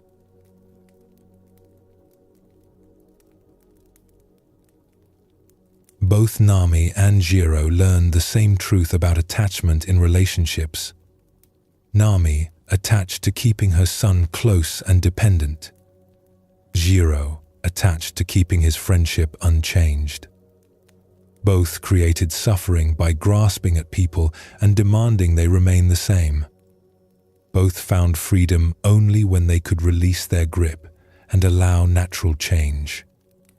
The Buddha taught that attachment in relationships is often disguised as love. We think we are caring for people when we are actually trying to control them. We think we are protecting relationships when we are actually preventing them from evolving. We think we are being loyal when we are actually being possessive. Real love, genuine care, holds people with open hands. It appreciates them as they are, without demanding they stay that way forever.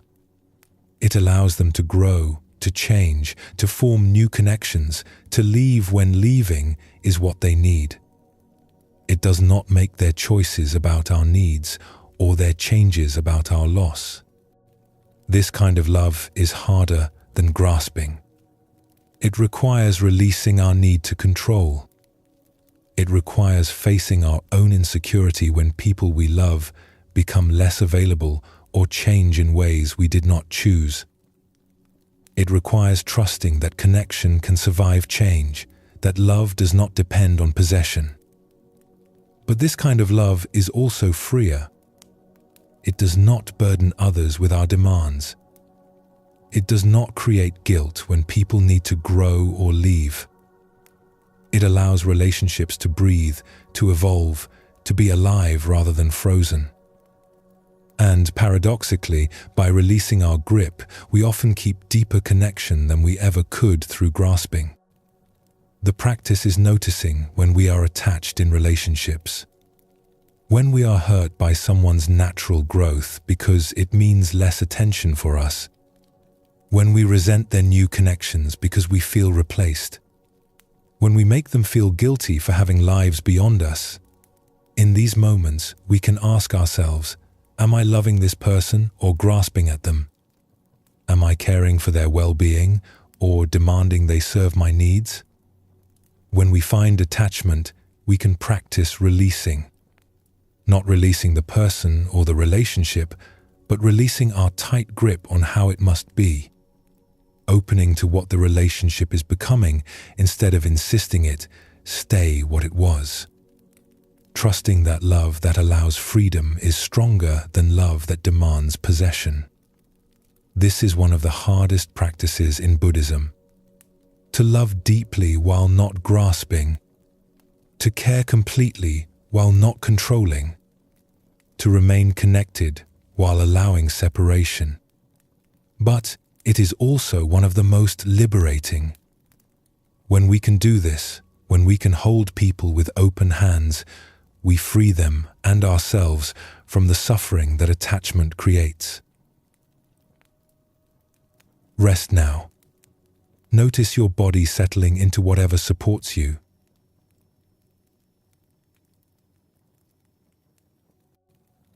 In Zen Buddhism, there is a famous saying, "In the beginner's mind, there are many possibilities, but in the expert's mind, there are few." This points to something we all experience. The more convinced we are that we are right, the less able we are to see clearly. The tighter we hold our opinions and positions, the more closed we become to learning, to changing, to discovering we might be wrong. We attach to being right. We build positions and then defend them as if our life depends on it. We argue not to discover truth, but to prove we already possess it. We listen to others not to understand them, but to find flaws in their thinking. We interpret new information through the lens of what we already believe, dismissing anything that contradicts our established views. This attachment to being right creates suffering in several ways. It closes us off from growth and learning. It damages relationships as we prioritize winning arguments over understanding people. It keeps us trapped in views that may no longer serve us. And it creates constant tension as we must continually defend our positions against anything that challenges them. The Buddha taught that we should hold our views lightly. Not that we should have no opinions or convictions, but that we should remain open to being wrong. Open to discovering that the truth is more complex than we thought. Open to learning from people who see things differently. This openness is not weakness. It is wisdom. It is the humility to recognize that our perspective is limited and reality is vast. When we release attachment to being right, we do not become wishy-washy or unprincipled. We become more genuinely interested in truth than in defending our ego. We can have strong convictions while remaining willing to adjust them when presented with new understanding. We can disagree with people without needing to prove they are wrong and we are right. We can change our minds without feeling we have failed. Let us explore a story that reveals this truth. There once lived two men in a village surrounded by rice fields and orchards. Their names were Kaito and Hideaki, and they had been neighbors for over 20 years. Both were respected in the community. Both were considered reasonable and thoughtful. But they had one problem that had grown over the years into something that poisoned much of their peace. They disagreed about a boundary between their properties. The disagreement had started small. A fence between their lands had rotted and needed replacing. When they went to rebuild it, they discovered they had different understandings of exactly where the boundary should be. The difference was not large, perhaps 3 feet at most. But each man was convinced he was right. Kaito believed the boundary ran along a line of old stones that had been there since before either of them owned the land. He had documents that he interpreted as supporting this view. He had asked elder villagers who remembered the properties from decades past. Everything confirmed in his mind that he was correct. Hideaki believed the boundary ran along a different line marked by the root system of an ancient tree. He too had documents that he believed proved his position. He had his own conversations with people who remembered things differently than the people Kaito had spoken with. In his mind, the evidence clearly showed he was right. Neither man would compromise. To compromise would mean admitting they might be wrong. And both had invested so much in being right, had built such firm positions, that changing now felt impossible. The fence remained unbuilt. The boundary remained disputed. And the disagreement infected everything between them. They stopped speaking to each other except about the boundary dispute. They could not be friendly because the unresolved disagreement sat between them like a wall. They would see each other and feel anger rise. Each interpreted the other's stubbornness as unreasonable, as evidence of bad character. How could Hideaki be so blind to the obvious truth? How could Kaito ignore such clear evidence? The dispute affected more than just the two men. Their families felt the tension. Village gatherings became uncomfortable when both were present. People began avoiding topics that might relate to property or boundaries for fear of triggering another argument. The community that had been harmonious now had a crack running through it, and the crack was widening. Years passed. 5 years. 10 years. The fence was never built. The boundary remained disputed.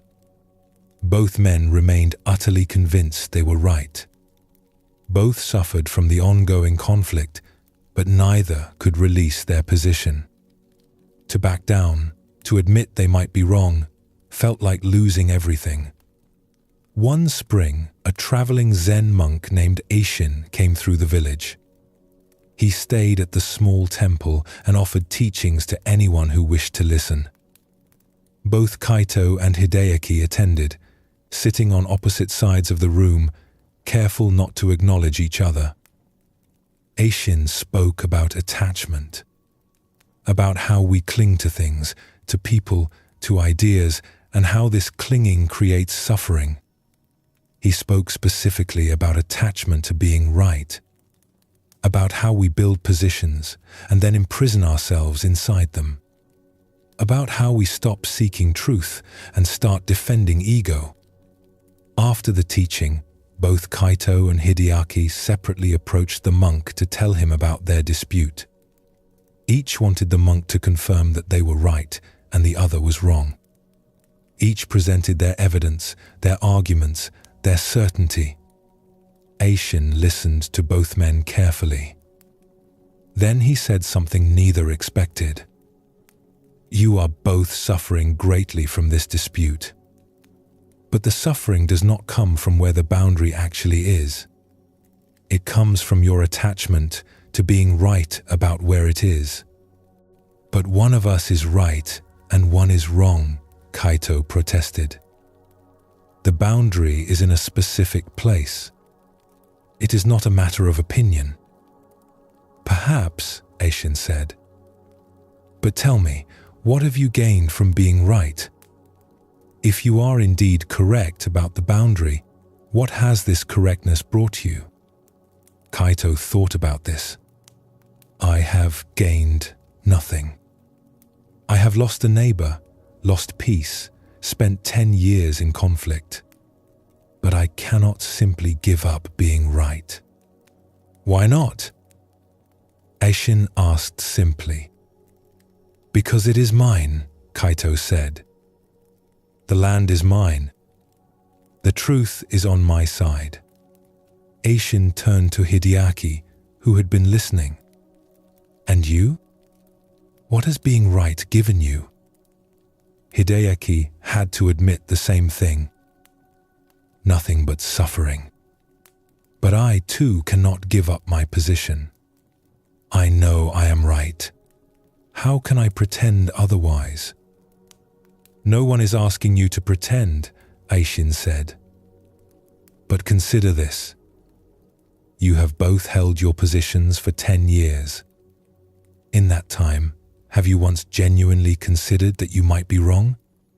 Have you once truly listened to the other's perspective with openness? Or have you only looked for ways to prove you are right and he is wrong? Both men were silent. They had to admit they had only defended their positions, never genuinely questioned them. This is attachment to being right, Aishin said. You have stopped caring about truth. You only care about being proven correct. You have made your positions into your identities. To be wrong would feel like losing yourself. So you choose ongoing suffering over the possibility of being mistaken. He paused, then continued. In Zen, we practice not knowing. We remain open to being wrong. We hold our views lightly enough that we can adjust them when we see more clearly. This does not mean we have no convictions. It means we are more devoted to truth than to defending our ego. But what if I am right? Kaito asked. Should I just give up what is mine? I am not telling you what to do about the boundary, Aishin said. I am pointing to your suffering and its cause. The boundary is where it is, regardless of what either of you believes. But you are both suffering terribly from your attachment to your beliefs. This suffering is optional. The boundary dispute is a fact. Your attachment to being right about it is a choice. After the monk left the village, his words remained with both men. Kaito found himself lying awake at night, thinking about what Aishin had said. He had been so certain he was right. But what had this certainty cost him? He had lost a friendship. He had lived in anger for 10 years. He had made himself and others miserable. And for what? For 3 feet of land and the satisfaction of being proven right? He thought about the evidence he had gathered. He had interpreted everything to support his position. But had he truly looked at it objectively? Or had he only seen what he wanted to see? He did not know anymore. The years of defending his position had made him unable to see clearly. Hideaki was having similar thoughts. He too had been absolutely certain. But Aishin's question haunted him. What had being right brought him? Nothing but misery. He had sacrificed friendship, peace, and years of his life to defend a position. And now he could not even be sure his position was correct. He had just been too attached to it to admit any doubt. One morning, Kaito went to Hideaki's house. It was the first time he had approached his neighbor with anything other than argument in over a decade. Hideaki opened the door, surprised. I have been thinking about what the monk said, Kaito began. I have been attached to being right. I have suffered from this attachment, and I have made you suffer. I do not know anymore where the boundary should be. I thought I knew, but perhaps I have only been defending my position, not seeking truth. Hideaki felt something release in his chest. I too have been thinking. I have also been attached. I have also chosen being right over being at peace. I do not want to continue this way. They sat together, perhaps for the first time in 10 years without the weight of their dispute between them. They talked honestly. Not about who was right, but about how their attachment to being right had damaged them both. What should we do about the fence? Hideaki finally asked. I do not know, Kaito said. But I think we should start by admitting we both might be wrong. Neither of us knows with certainty where the boundary is. We have only convinced ourselves we know. They decided to hire a surveyor from another region, someone with no connection to the village, to measure the properties with proper instruments and determine the boundary according to the official records. Both agreed they would accept whatever the surveyor determined, even if it contradicted their positions. When the surveyor completed his work, he showed them where the boundary should be according to the legal documents and precise measurements. The line ran between where Kaito had insisted it was and where Hideaki had claimed it was. Both men had been partially right and partially wrong. They built the fence together along the surveyor's line. As they worked side by side for the first time in a decade, they talked about the years of conflict, about how their attachment to being right had stolen their friendship and their peace, about how neither of them had actually been completely correct, despite their absolute certainty. We were both wrong to be so sure we were right, Kaito said as they finished the fence. Yes, Hideaki agreed. We were wrong about where the boundary was, but more importantly, we were wrong to hold our positions so tightly that we could not be neighbors, could not be friends, could not be at peace. After the fence was built, their relationship slowly healed. They were not as close as they had been before the dispute, but they were friendly. They could speak with each other, help each other, share the community together. And both had learned something valuable. That attachment to being right creates suffering. That holding positions too tightly makes us blind. That being willing to be wrong is sometimes wiser than insisting we are right. Years later, when younger people in the village would have disputes, the story of Kaito and Hideaki would be told as a warning about how two good men had wasted a decade of their lives and damaged a friendship over attachment to being right. About how certainty can be more dangerous than doubt. About how releasing the need to be proven correct can bring more peace than winning any argument.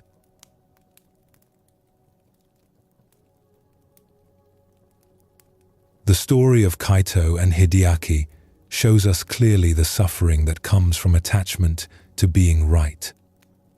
Both men were intelligent and reasonable. Both had evidence for their positions. Both might have had legitimate claims. But their attachment to their positions, their inability to consider they might be wrong, their need to be proven right, created years of unnecessary suffering. The Buddha taught that we should hold our views lightly. This does not mean having no convictions or principles. It means remaining open to learning, to adjusting our understanding, to discovering that reality is more complex than our current view captures. It means being more devoted to truth than to defending our ego. When we attach to being right, we stop learning. We interpret everything through the lens of our established position. We dismiss evidence that contradicts us. We listen to others only to find flaws in their thinking. We become closed, rigid, unable to grow. Our need to be right imprisons us. In Zen practice, there is an emphasis on beginner's mind, on approaching each situation with openness without assuming we already know. The beginner is willing to be wrong, willing to learn, willing to see things freshly. The expert, convinced they already understand, often cannot see what is actually in front of them. This teaching applies to all kinds of positions and beliefs: political views, religious convictions, interpretations of events, judgments about people, opinions about what should happen.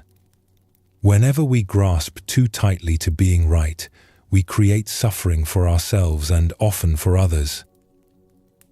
let us explore another story that shows this truth from a different angle.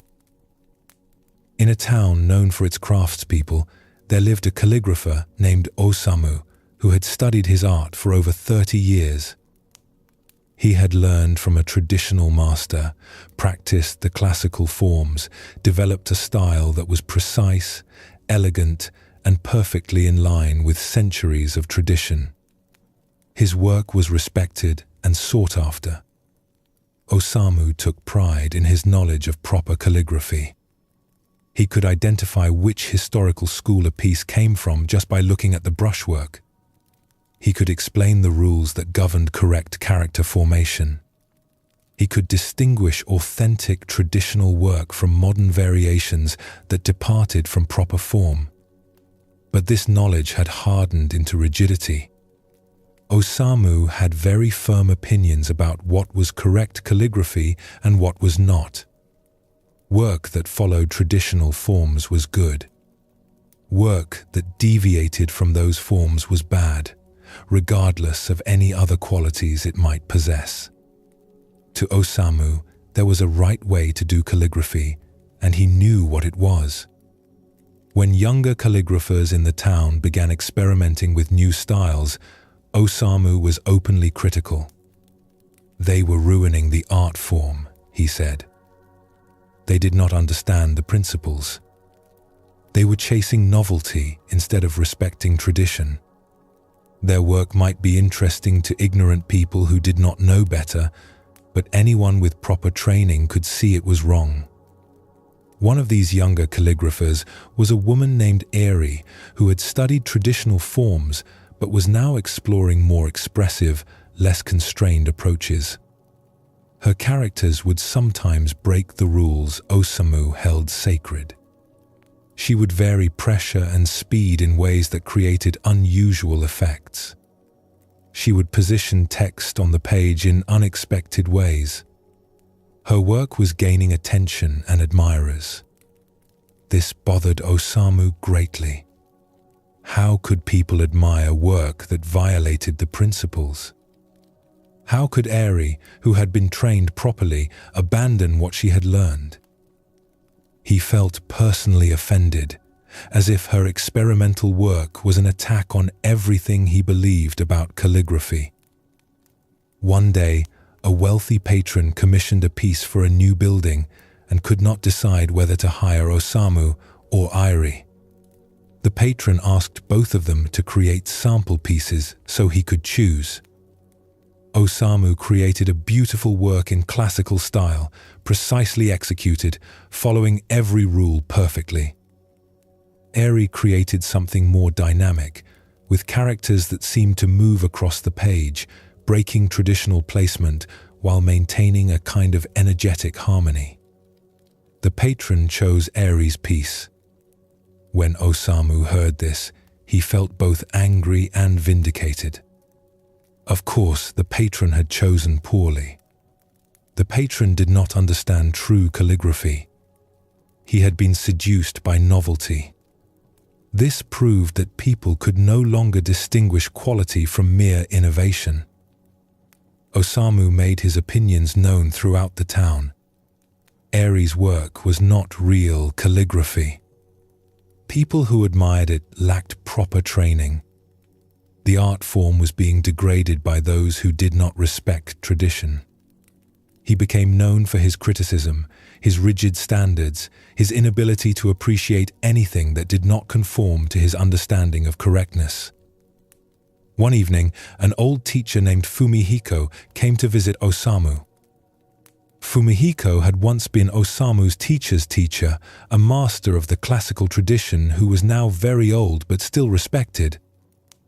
Osamu was honored by the visit and eager to share his concerns about the decline of proper calligraphy. But Fumihiko had not come to agree with Osamu. He had come to teach him something. "I have been hearing about your criticisms," Fumihiko said. "You speak often about correct and incorrect calligraphy, about right and wrong forms. Tell me, when did you stop being interested in beauty and become only interested in rules?" Osamu was taken aback. I defend the traditional forms because they are correct. They are what centuries of masters have refined. To abandon them is to lose the art itself. Is it? Fumihiko asked. Or is it to allow the art to continue growing? Everything in our tradition was once new. Every form we now call classical was once an innovation that departed from what came before. The masters you revere were not afraid to explore, to adjust, to discover new possibilities within the art. You claim to honor them by rigidly preserving their forms, but you dishonor them by refusing to do what they did, which was to remain alive and responsive to their own time. He paused, looking at some of Osamu's work displayed on the wall. Your work is technically perfect, but it lacks something. It lacks the vitality that comes from genuine discovery. You are copying forms, not creating from living understanding. You have become so attached to being right, to following rules, that you have stopped truly practicing your art. Osamu felt defensive. So you think Eri's work is superior to mine? I did not say that, Fumihiko replied. I said your attachment to being right has made you rigid. Whether Eri's specific experiments succeed or fail is not the point. The point is that she is exploring, questioning, remaining open. You are defending, judging, remaining closed. Her work may not be better than yours, but her approach to practice is more alive. But there are standards, Osamu protested. There is correct and incorrect form. There are principles, Fumihiko agreed. But principles are not the same as rigid rules. A principle is alive. It can be applied in many ways. A rule is dead. It can only be followed or broken. You have turned living principles into dead rules and then attached yourself to those rules as if they were ultimate truth. After Fumihiko left, Osamu sat alone with these challenging words. He looked at his own work with new eyes. It was correct. Every stroke followed proper form. But was it alive? Was it expressing anything genuine? Or was it just proving he knew the rules? He thought about his constant criticism of others, his need to judge work as right or wrong, his inability to appreciate anything that did not fit his narrow understanding of correctness. He recognized that this came from attachment, from his need to be right, from his identity being built around knowing the correct way and defending it against all deviation. The Buddha taught about this, about how attachment to views creates suffering, about how we should hold our opinions lightly. Osamu had not held his opinions lightly. He had grasped them so tightly that they had become a prison. He could not see beauty unless it conformed to his rules. He could not appreciate innovation because it threatened his certainty. He had stopped being an artist and become a defender of dogma. Over the following weeks, Osamu practiced a different approach. He visited Airi's studio and asked if he could watch her work. This was difficult. It meant admitting he might have something to learn from someone he had criticized. But he forced himself to be open. As he watched Airi work, he began to see something he had missed. Yes, she broke rules, but she broke them from understanding, not ignorance. She knew the traditional forms and chose to depart from them for specific effects.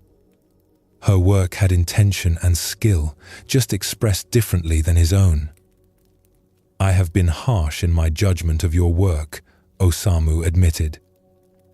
I have been attached to my view of correct calligraphy. I have been closed when I should have been open. Eri was surprised by this admission.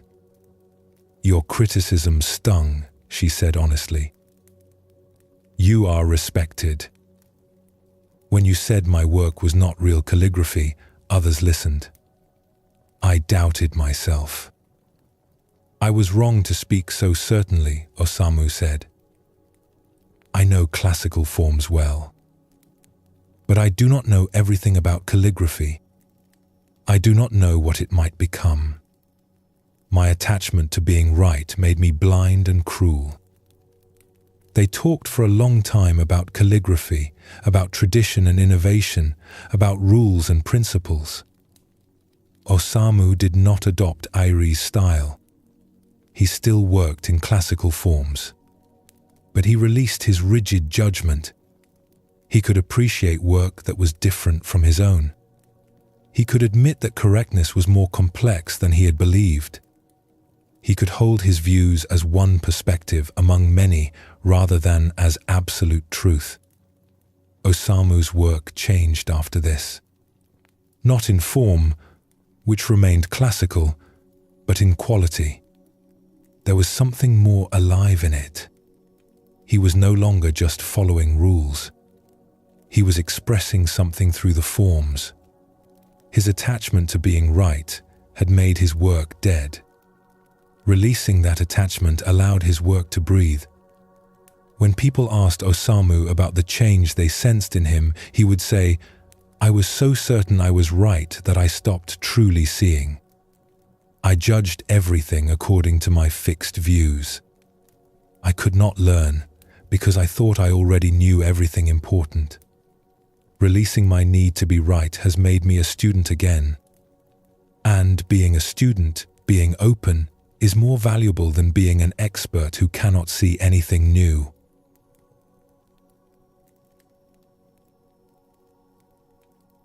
Both stories show us the same truth about attachment to being right. Kaito and Hideaki attached to their positions about a boundary and suffered for years.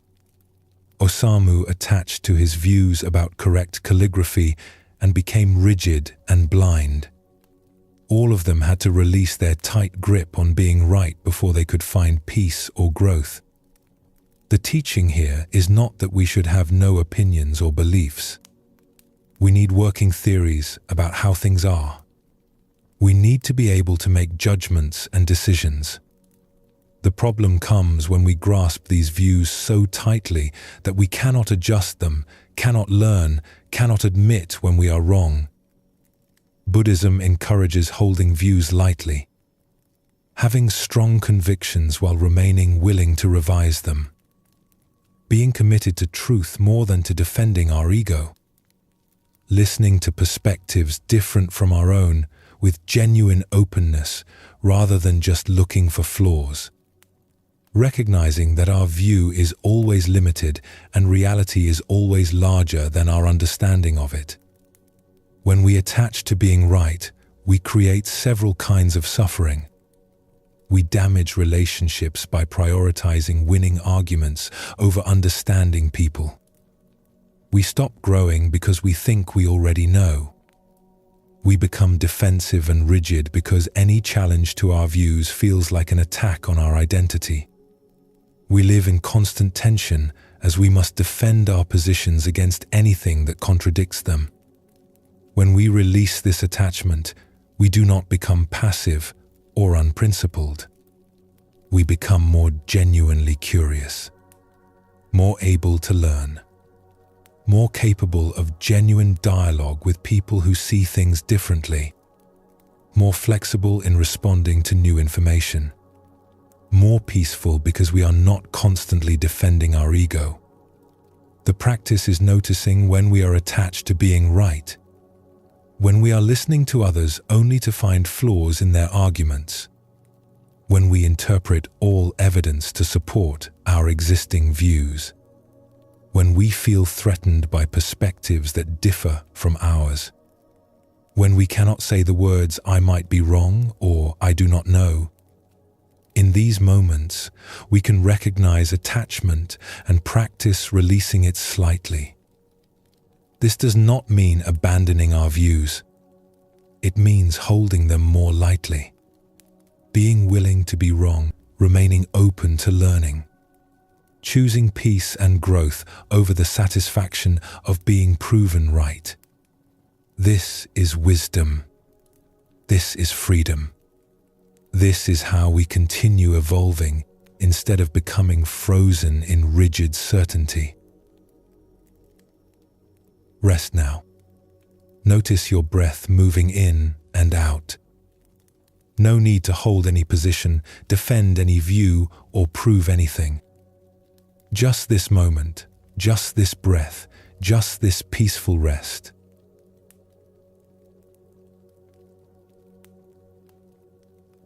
As we come to the end of our exploration tonight, take a moment to simply be where you are.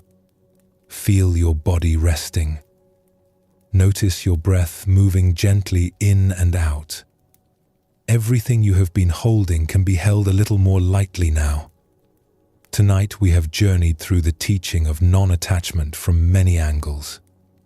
We saw how grasping at outcomes creates suffering even when our efforts are genuine.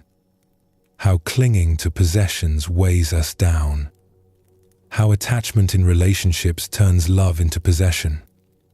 How defending our need to be right closes us to growth and damages connection. We discovered that non-attachment is not about caring less, but about holding everything with open hands instead of clenched fists. This teaching is one of the essential practices in Zen and Buddhism. When we grasp at things, at people, at outcomes, at being right, we create suffering for ourselves and others. But when we can release our grip, when we can give our best while letting go of results, when we can love without possessing, when we can hold our views lightly, we discover a freedom that comes not from having everything go our way, but from releasing our demand that it must. You do not need to remember everything you heard tonight. The seeds have been planted. They will continue working in you in their own time. You may find yourself tomorrow noticing where you are grasping or feeling lighter when you release your grip on something you have been holding too tightly, or discovering that you can care deeply while holding more gently. In our next episode, we will explore ordinary mind, the recognition that the sacred and the profound are found not in special experiences, but in simple daily life lived with presence and care. For now, let yourself rest completely. Let the day release its hold. Let your thoughts settle like leaves falling to the ground. You can open your hands. You can release your grip. And in this moment, you can simply be. Sleep well, and thank you for joining us here at Sleepy Monk.